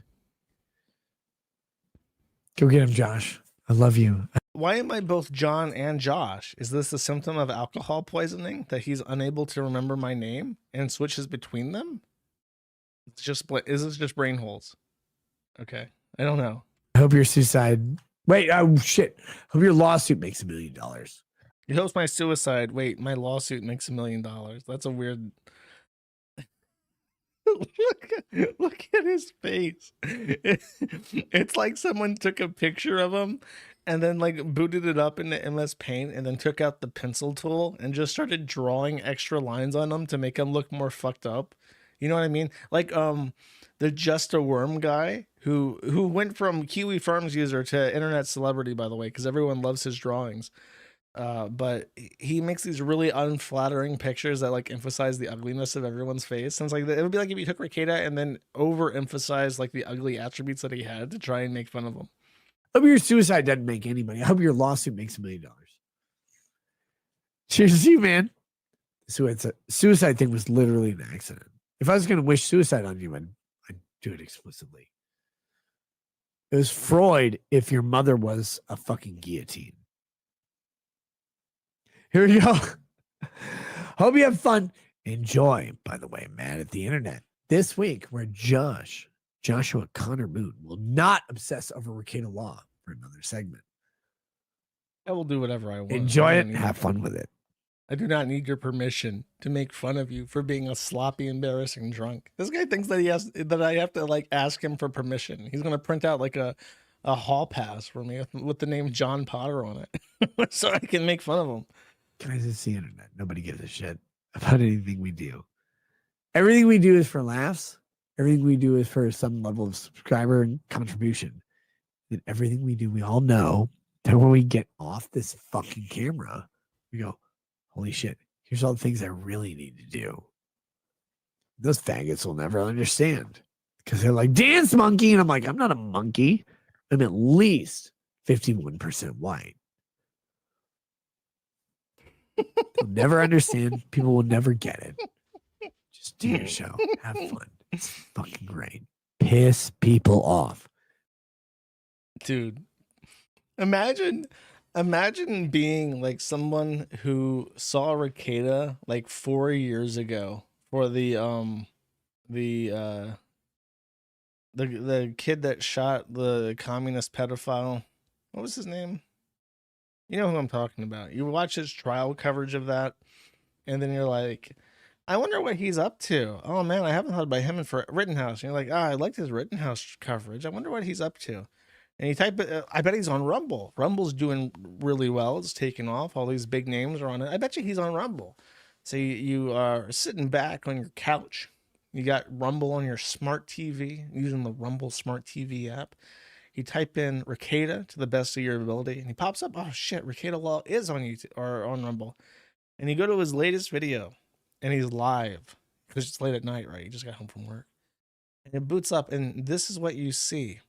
Imagine your reaction to that. Like, really? Is this what he's up to? And you compare this to all his other lawyer friends, like Legal Mindset, who Ralph was spurging at last stream.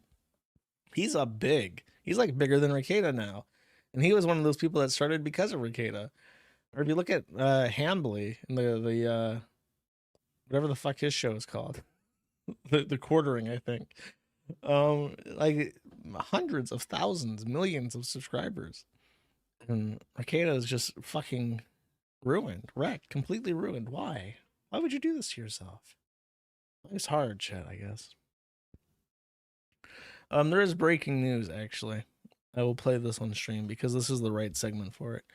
And I have to give Gabe Hoffman his dividends. Ralph is apparently banned off Odyssey. Let's take a listen. Get nervous.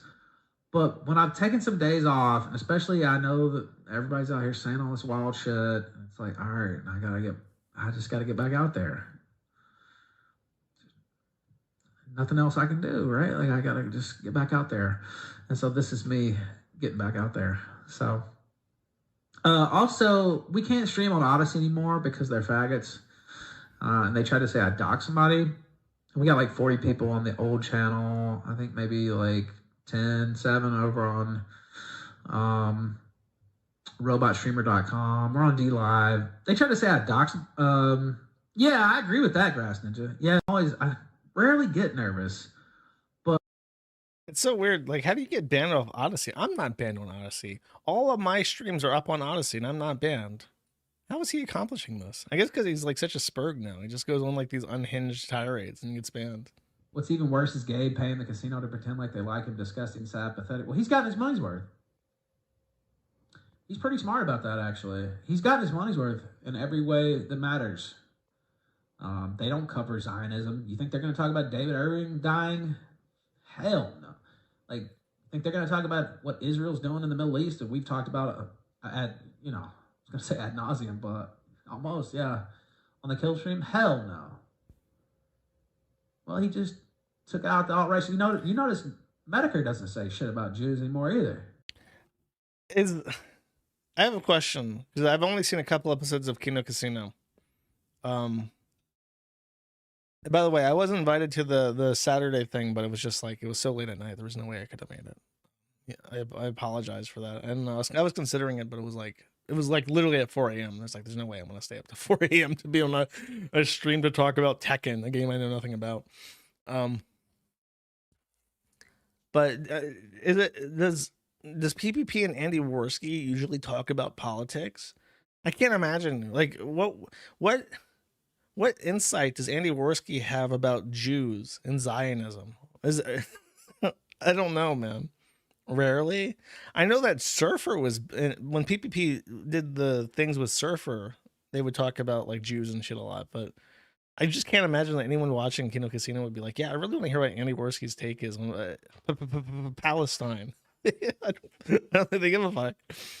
Then again, I'm shocked anyone gives a fuck about what Ethan Ralph has to say about Palestine. Or trannies. Or anything else. They're basically woke now. That whole crowd. Am I wrong? I don't think so. I don't think so. So, just my opinion. Speaking of Brian, I just realized that he has like AI generated like blonde women on his thing now. Like on the bottom, you see it pops in there as like a slide. Like, yeah, that's what the Ralph Amale is hitting. That's what he gets.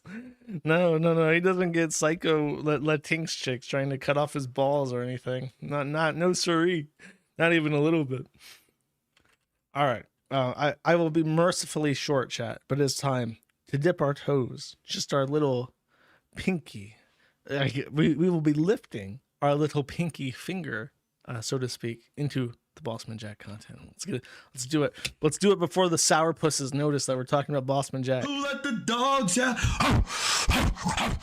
You don't belong in the dog pound, buddy. You're in the wrong section. You need to go back to the little Pee Wee Herman section. This is a clip of just today, right? So if you don't remember, Bossman Jack gets $4,500 a week in steak. He just got paid today. And I noticed that he had been going live, and I looked at the stream because I got 2 going live notices very quickly. And I'm thinking, what happened? What does this mean?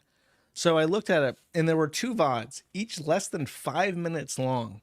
He had depoted $1,000 from his $4,500 check into stake, went directly to Limbo, which is like a coin flip game, and lost $2,000 in less than 5 minutes apiece. This is his reaction to that. Yeah, fuck my life, dude. Oh my god, man. Fuck my life, dude. I literally am just so fucking sick of losing, dude. Oh my god. I'll talk about the door in a second. Oh man, this is... Dude, oh my fucking god, dude. Dude, oh my fucking god, dude. I'm about to fuck... God, dude. Oh my god, dude. Wow. That's so dumb, dude. Oh my god. Oh. Man, are you fucking kidding me right now, dude? Man, fuck my life, dude. Fuck my fucking life, dude. Fuck my fucking life, dude. Oh my fucking god, dude. Man, fuck my life, dude. Oh my fucking god. Oh my fucking god. I can't believe I just lost like $2,000, dude. It entertains me so much. I fucking have no money, dude. Where's the fucking dude? Oh my fucking god, man. Oh my fucking god, dude. Oh my fucking god, dude. I fucking hate my life, dude, so much, dude. Man, fuck my life, dude. Like... Okay, so many people notice a couple things about this room. Number one, there's a part where he is moved. Okay, you see that bong back there? That is a $650 glass bong that he bought with some of his winnings. He also bought half an ounce of gold, and he shows this off. I'm a little bit suspect. It's so shiny, it looks kind of fake, but I'm not sure if it is. And then many people notice the new door. Rat Dad went out to the Home Depot and got a new door, but the hinges are on the wrong side. So he's waiting to, Rat Dad is going to swap the hinges to the other side of the door and then put that on. So we'll see. Right now it's just hanging, and there's like a death pool or dead pool going on in the Kiwi Farms chat on if that door is going to suffer mortal damage before it's hinged, We're really debating. There's an intense philosophical scholarly argument if that door will suffer a hole before it is even put up onto the door frame. He's been pretty good about not punching holes and shit for a while, so maybe the door is saved. Who knows? Only time will tell. And finally, let's do some Reddit stuff, and then we'll move on to Super Chats. When I say Reddit, I mean Twitter clips of Reddits. Let's check it out. This is in our social skills.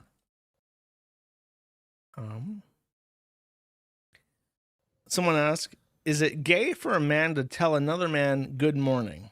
I am a 23-year-old male. My dad and I were out at the laundromat and as we were leaving, another man walks in. I make eye contact with him and I say good morning. He replies, y'all fellas all right? When we walked out, my father tells me, don't ever say good morning to a man around your age. Guys will think you're a little sweet. You understand me? Next time you say, what's up? Or what's going on? To a woman is fine, but not a man. When you're out on the streets, don't say that. I don't understand this at all. When is it ever gay or wrong for a man to say good morning to another man? My theory, and I will never be able to look this up because the user decided to censor this. I'm sure this post is gone. My theory is that this guy is black. I have never in my life heard someone say, do not say good morning to another man. Like, my grandfather worked contracting, and when he went to the store, he would say good morning to basically every single fucking person on the floor to get back to where the contracting shit was. So I especially because the way he says streets, I'm forced to assume that this is like a black thing, and I have no idea. This is, I do not know where this is from. I think this is Reddit, but I'll just read it anyways. Since every female always ghosts me, I have started screwing with females at their workplaces. For example, the most common thing I do is set up appointments with real estate agents or apartments. They're almost always female. Convincing them to stay open later or do weekends, and then I ghost them on the appointment. I actually even agreed to a bunch of leases, and then I ghost them the day of the signing. Another thing I do is obviously when I go out to eat, I make sure to overwork them, and then I absolutely leave no tip. I make sure to stay so I can see their expressions. It's always priceless how entitled they are and disappointed in when the disappointment hits them. Lastly, I only did this once, but there was a female outside my grocery store begging for money. As I drove by, I pulled out a 20 and gestured for her to come grab it. Then I rolled the window up, laughed at her for a second, and drove away. The bitch literally cried, Lamau. I would do this more often, but there are hardly ever homeless females out there. This is definitely a tranny in the making. I don't know. I think this guy, I bet you money. I would bet you literal cash money, dollar bill, that this guy uses a Patrick Bateman avatar on all his social media, and he doesn't do this. I mean, he does do this because he's like a retard, but he wants to be more Patrick Bateman-esque, and he's just too much of a pussy to kill homeless people. So this is his this is fan fiction. It could be fan fiction. That's also true. I can believe that. Hey, Paul. Your username makes this so much funnier. My username. But the Trini Tunes is the name of the account. I think that this is a tranny though. I don't know if this is this guy is probably tranny by now, to be honest. He literally me. Okay. That's it. This has been a good week. Maybe more stuff will happen before the end of the week. We will see. I apologize once again for tricking everyone into thinking that I need to never announce that I intend to take a vacation at some point in the distant future, because when I say that, everyone gets the wrong idea, apparently. All right. See if I can remember. Ha, okay, I got the super chats up. Wonderful. Great. So, Mousecop 5 for 5 says, listening to your Our Child Free Gumroad and you didn't know the word dependopotamus. This comes from military slang and means the soldier's wife who is fat and useless, dependent plus hippopotamus.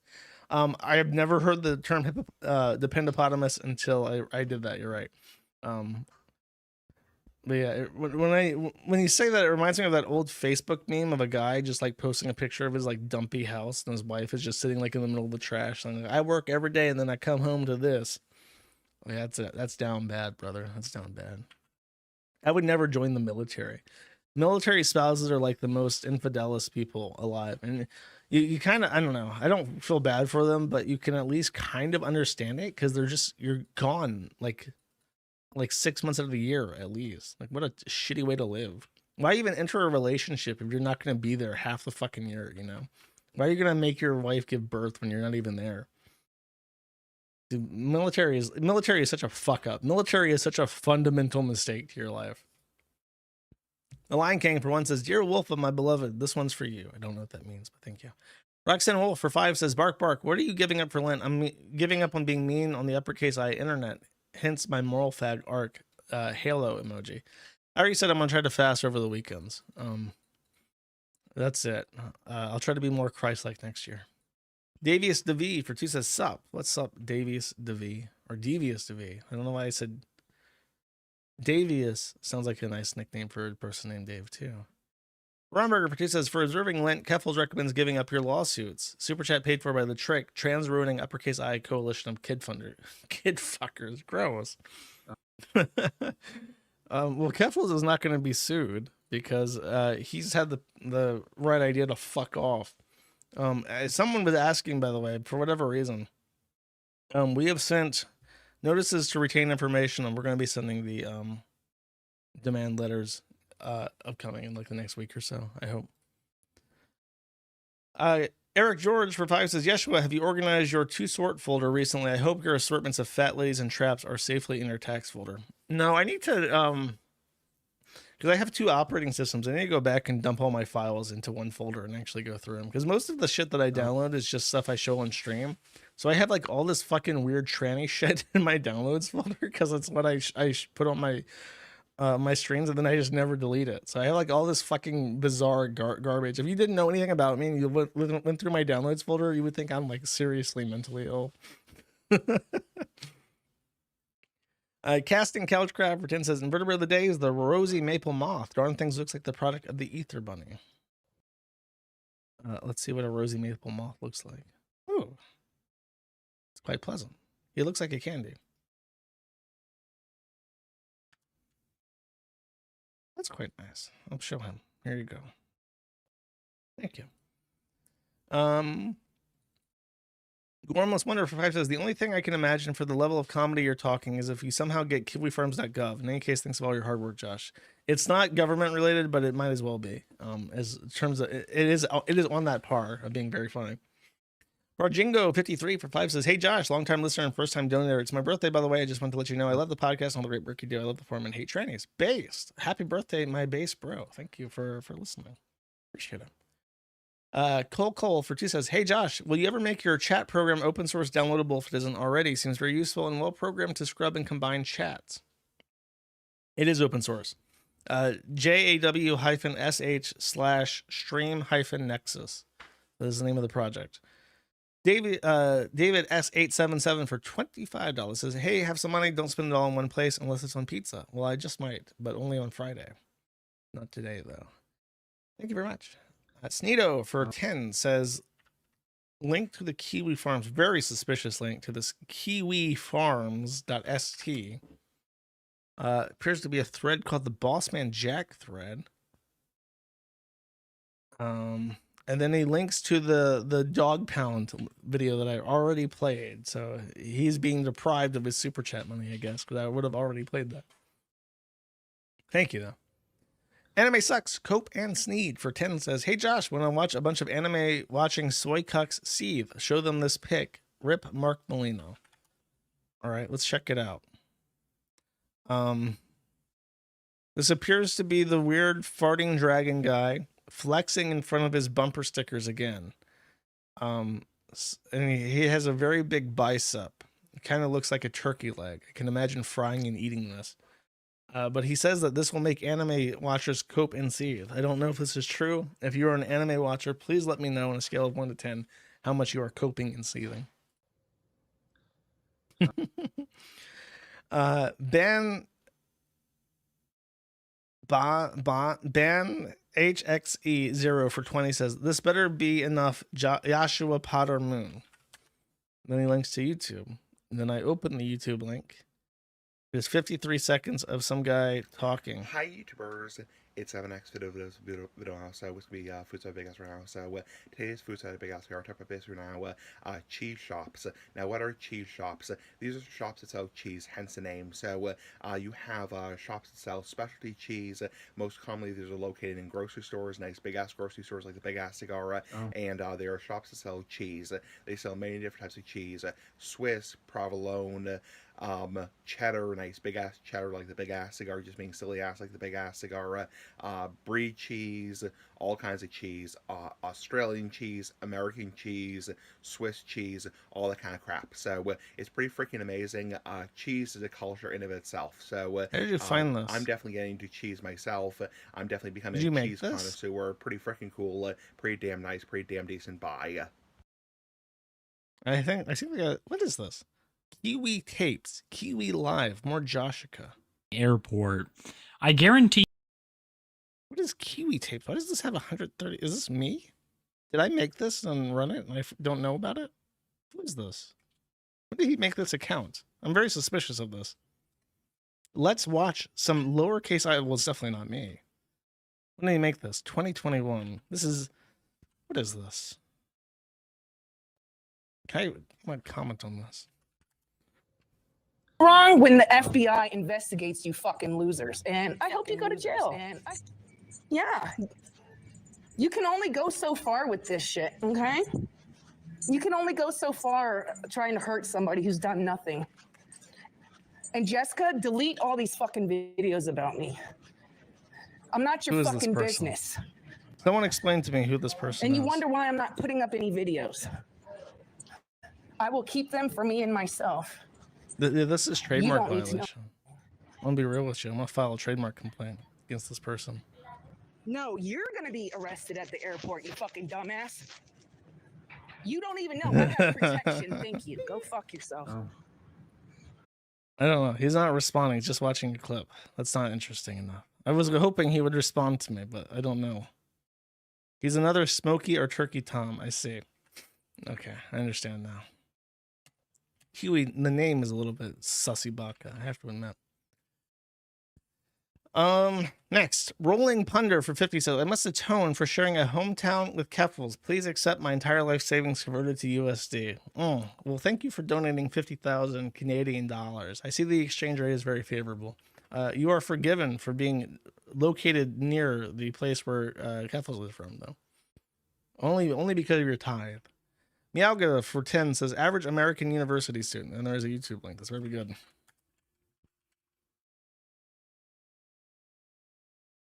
Situation. Hello, my name is Phoenix Beerbrower. I am what is called an ambulatory wheelchair user, and that is someone who needs a wheelchair but is also able to walk. Whether it's like in the basement, on the 3rd floor, on the 2nd floor, wherever, I have to use elevators every single day. I have to use the elevator to get to the Roost, to get to Founders, to use the library. What I love is that this has like no views. So this is someone from Elmhurst University who watched their student body, like newscast thing, and then immediately saw this and was like, I'm going to send $10 to Joshua Connor Moon to have him watch this fat bitch from my university and make fun of her for me. I hope that I have gratified you. I hope that you have gotten what you wanted out of this expenditure. Cool. Space Allen for 20 says, cheers. Thank you very much, Space Allen. Appreciate it.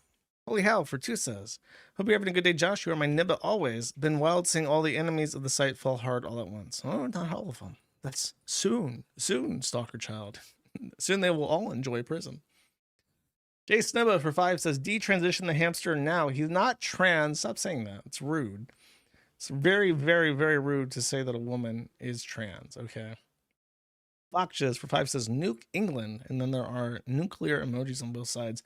I find this statement agreeable, informative, and very pleasant to the mind as it sits and ruminates. Thank you. Haram Burger for 2 says, not pizza day. And here's a link to 4chan's automotive board. And I see an image of a Kiwi Farms profile trophy that reads 25 points, phase 3, shitpost survive, phase 2 of drop Kiwi Farms. Very cool chat. Thank you, Haram Burger. I hear someone going, and I don't know what that is. I feel like I'm being haunted by the ghost of someone saying, and it's scaring me. I don't know what that means. Thank you. All else fails for 10 says Vouch theme song, and then there is a YouTube link.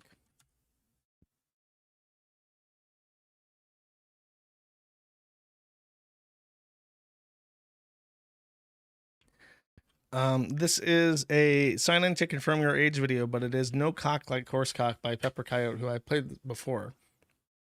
I'll give you guys 30 seconds of it though. Very famous. Cause there is no cock like horse cock. Send your asshole into shock. You need horse cock, of course cock. Grab the lube and slam the day away. Quite good. It's actually a very catchy song, unfortunately. Thank you. The Bugs for one says, you heard that Apple Music removed Kanye's album because he used an Ozzy Osbourne sample without his permission. Ozzy said some shit like, I don't want Nazis to sample shit. So they removed it for the sample, but they didn't remove it because there's like a bare ass on it. Like the album art of that is literally just Kanye's new thing, like that new slave woman that he purchased, and it's just her ass, and that's the cover. So I guess that's where their priorities are. Kurt Eichenwald, anime masturbator for 5 says, most esteemed and venerable Kiwi-Daimo, I have resolved to become a millionaire in order to make you watch anime, but I can't decide between stupid bullshit or something you might actually like. I don't know, bro. As long as it's not like weird sex shit, it's $10,000 an hour. That's the rate. No, thank you. Kolyadante for 10 says, Vouch literally put a gun to Keffel's head and forced him to defend Lolicon and Horseborn. It's true. He was rounded up into the gulag and forced to by the Politburo. Wow. Everyone always messages me on Signal during my streams. Never any other time. What is unmuting my fucking system sound? I'm literally gonna lose my mind. I'm back on Windows and I hate everything already. 1 second. Do not. I hear the again, bro. There is like, I think what it is that there is like a broken tab of the YouTube video by that Kiwi Tapes guy, and it's just playing like the last second of it, like every minute, and it's deliberately designed to drive me fucking insane. So let's continue forward, as I am haunted by Kiwi Tapes saying Based orangutan for one says, Tipster is fat and gay. That's very, very true. Thank you. Debugs for one says, according to the Maddie thread, someone was mad about your statement on PewDiePie on the YouTube archive comments. I'm a Pippa Tuhu fag. Orgus Den. Oh, is also, yeah. I said something like PewDiePie should not be drawing anime girls when he's like 30-something years old and has a son. Surely his money and time on this earth is better spent developing some other kind of practical hobby, not some gay shit of drawing himself as a woman. And some PewDiePie fan has lost his fucking mind. No, you can't make fun of my internet daddy. If he wants to draw anime girls as an adult man, that's what he wants to do. Who are you to say what a successful person should do? Romberger producer says, I love that Keffels went all in on the Vouch defense and now regrets it and cost him with H3 and has now betrayed Vouch to wine. Never thought someone could place bets worse than Bossman Jack. It's true. It's like he went to roulette and he placed bets on black numbers and then he bet on red. So no matter what, he's going to lose. expert strategy. Collier Dante for 15 says, Lucas, sir, do not redeem the GoFundMe. Sir, do not redeem. Why did you redeem the GoFundMe, you bloody bastard bitch? That's true. He did redeem the GoFundMe directly into his cocaine wallet. Accurate super chat.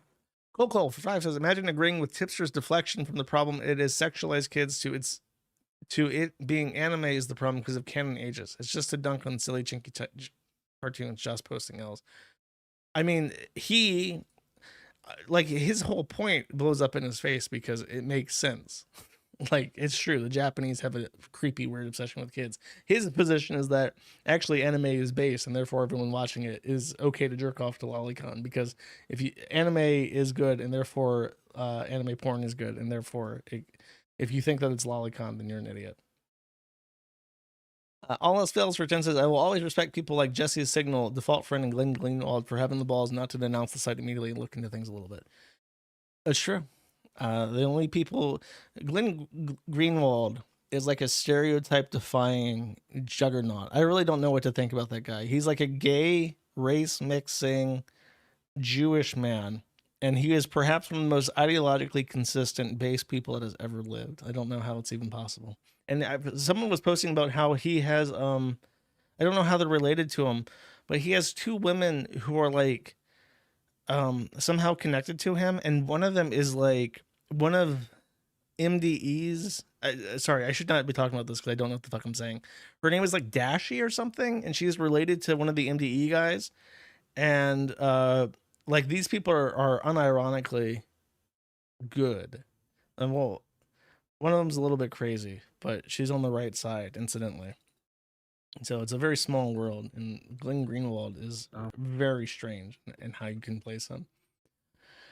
Gormless Wonder for 5 says, your reasoning on not holding grudges and the site being seen as a fixture was really level-headed and an interesting segment. Well, thank you. Oh my God. I never get comments like that. Josh, you're really level-headed and interesting. Usually my comments are much cooler. Thank you. For the Ghost, NTC for one says, look at these cheap fucks watching you and not donating. Can we get at least 60 subs just to dab on the casino? We're almost at the goal. Man, I don't know. My chat thing is not set up to properly reward people for subscribing and shit yet, and that's my fault. One day I will have the opportunity to go through and add all the things that I want to.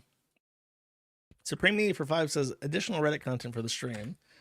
So our drama post, let's take a really quick gander at it and see if it's worth reading.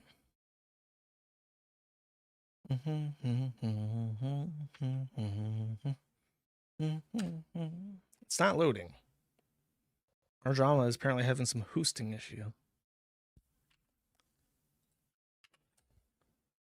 Yeah, sorry, our drama is just not loading. I heard the again. It's haunting me. I'm being haunted by the ghosts of my past, chat. I'll wait a little bit for it to load and then look at it again. Anime Extremist for 5 says nothing, but you know what? I might as well say it. In addition to the commie and tranny simping, I, Joshua Conrad, must disavow Tipster's diatribe against anime. Anime is good. Wow, that's really clever. Nobody has ever done that before. Giga Cake for 2 says, since we are Schadenfreudening, share the picture of Sam Bankman-Fried in jail. And then there is a link to the New York Post, and there is actually a recent picture of him in jail. This is a, that is the billionaire banker hanging out. It's actually, the full picture is a lot better because there's more buff, like gangsters standing next to him, and he's just like holding his hands in his lap and shit. The system has, the system told him, sorry, they expect one of us in the prison, brother. Anime Extremist for 2 says, no, I'm not reading that. For the Ghost, NTC for 1 says, I'd like to take a moment to remind the audience that I called out America First as being a pedophilic cabal years before Alexander news came out. Can we get some subs to dabble in the swipers? Dude, there was a guy who sent me a message like in support of Keffals, and I wanted to see if he was a tranny because he had an anime avatar. And then I realized that he was a groiper. He had like an America First bio calling himself like a Catholic nationalist. And then I realized that he had a snowflake in his title, and he's one of the fucking pedophiles in America First. And he was just posting pictures of little girls saying, this is my wife. And I'm like, wow. Yeah, exactly. Thank you, Kiwi Tapes, for your input on that. For the Ghost, NTC for 1 says, somebody send the subs to the Gumroad. Sheesh jams. It's true. You can go to the Gumroad right now and subscribe for $5 a month if you want. I will one day make content for you again, I promise. For the Ghost, NTC for 5 says, you swept it up for Diddler, Daxterson, Ralph Ricada, Ralph again, and then Turkey Tom. Who will you sweep up for next? Love the streams. Here's some money for your room, free pizza day. Thanks. Sergeant Wizard Fist for 1 says, I was recommended a Ricada stream and it was autoplayed, and when I hovered over it, it was exactly when he was talking about doing the stupid bottle lick. Yeah, that must be traumatizing. I don't know. Now he does it and he says it's like a meme, but he just looks like the biggest faggot on the planet. Josh Mumble Rap. Sorry, I try to read through these pretty fast, but at the same time, I'm indecisive. I can't be understood on a good day. And then when I try to speak quickly, I'm indistinguishable. Ralph has been banned from Odyssey. Are you still rooting for a Ralph comeback? Never been against the Ralph mail. Then there is a link to Gunt News, which is unnecessary because Sam Hoffman or Gabe Hoffman posted that directly. Trying to shill some fucking Kinoshé shit up in my chat. Don't appreciate it. No, I'm not. Ralph has blown his comeback again, and now he's lucky if he just doesn't get decapitated. For the guys, he said, for one, says he looks like one of the minigame in Mario Party where you squeeze and scrunch up the face. Tipster? Yeah, Tipster's ugly. Chloe Dante 50 says, damn, that pussy nice. And then there is a Kiwi Farms video link. Let me screen this. You trying to accuse me of that shit. You fuck. Okay, let me scan it. Okay, great. This is a Ricada clip. Let's take a watch. If you try to accuse me of that shit, you fucking wrong piece of garbage. Oh my god. Oh my god. Wood paneling? I would fuck the wood paneling off your mother's minivan, you faggot. Yeah, take that. You want to talk about wood paneling? We're talking about that. About insurance costs on wood paneling? Holy shit. Whose mom got their panties dropped by Percocet and railed out by an angry lawyer to get this wood paneling broken? I'm like, hey, all of them. All of them. Bro, every clip of that stream is just like incomprehensible fucking garbage. It's really shocking. Thank you. Gugliante for 5 says, sorry, I should also link Zimzam88's post in which he clips the video so he gets Reddit gold. Okay, I will give him Reddit gold for his post. Sorry, that R drama thread never loaded. So I can't read it. I'll give him I gave him a winner sticker. Thank you. Real Frog God for 5 says, I've run out of cool frogs to make frog of the day, so I'm sadly going to move on to different animals. I like mountain chicken. Please show him. I also want to know your exact pizza order so I can try.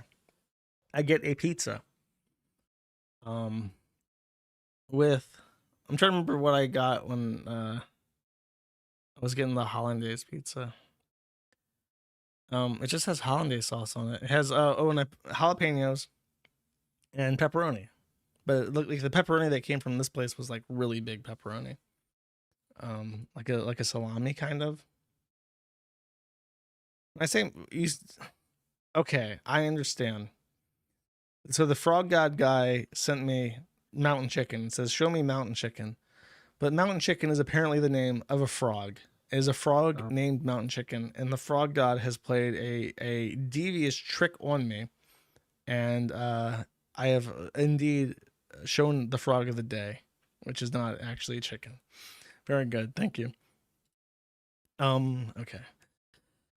Deniak for one says, the way he kept saying, oh my fucking god, dude, was like he was rapping. I was expecting him to break it down in beatbox. No, that's just what he says. Mario Carter 13 for one says, X recently stumbled upon a song I thought you might like. Do it all the time, but I don't know how, but they found me. And I know that song and I do it all the time. It's actually pretty good. It is time. You will hear the ums on the outro song. There's nothing I can do about that. I don't know what I've done. I don't know what cursed audio. That's the only bad thing about Windows is that my audio thing breaks all the fucking time. It disconnects randomly and shit. So, outro song is new album actually. For once, this is Mother Mother, new album Grief Chapter, and I listened through the entire album. And I think I'm going to play Normalize off of it. It was a good song. So I'll see you guys on Friday. Take it easy. Let me adjust the volume a little bit on this. Which I can't do for some reason through the thing that I actually want to do it on. Like the title app does not have... Yeah, it doesn't have like the volume thing on it. How can I do it? Okay, you know what I'll do? I'll just manually drop it by 6 decibels on the fucking OBS. Okay, see you on Friday. Bye-bye.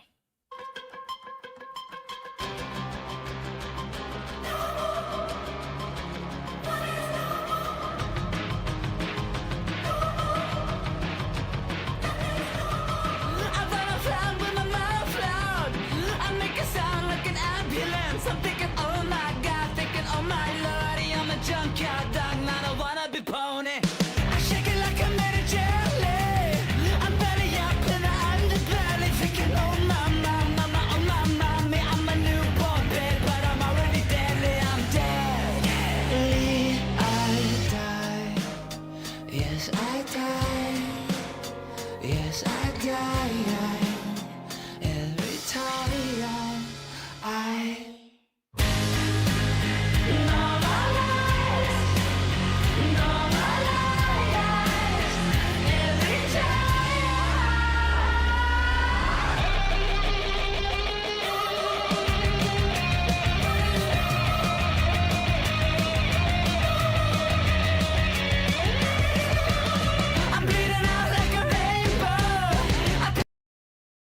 I interrupt my Screamo song to read a super chat I missed. By Twinkle Turd. He says, wait, there's a lot I missed.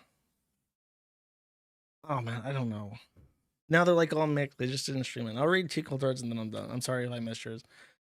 You can post them at the internet thread and I'll answer it. Twinkle Turd for $100 says, hey Josh, I didn't see the racket segment, but did Rekieta work out another deal with Rumble or did that fall through? He's in like negotiations. I think they put his contract into like a 3-month hold to renegotiate it. And then they'll readdress it, reassess the situation. I don't think they know what to do with him. So it's like in a holding pattern or something. Yeah, dude, I missed a bunch. I don't know what the fuck I did to break the super chat thing. What a pain in the ass. Everything's such a pain in my fucking ass. And I'm glad Anime Extremist for 2 that you liked my stream. I'm sorry you had a bad day. I'm sorry I made fun of your stupid fucking super chat. Stop watching anime. Thank you. I'll continue the song now.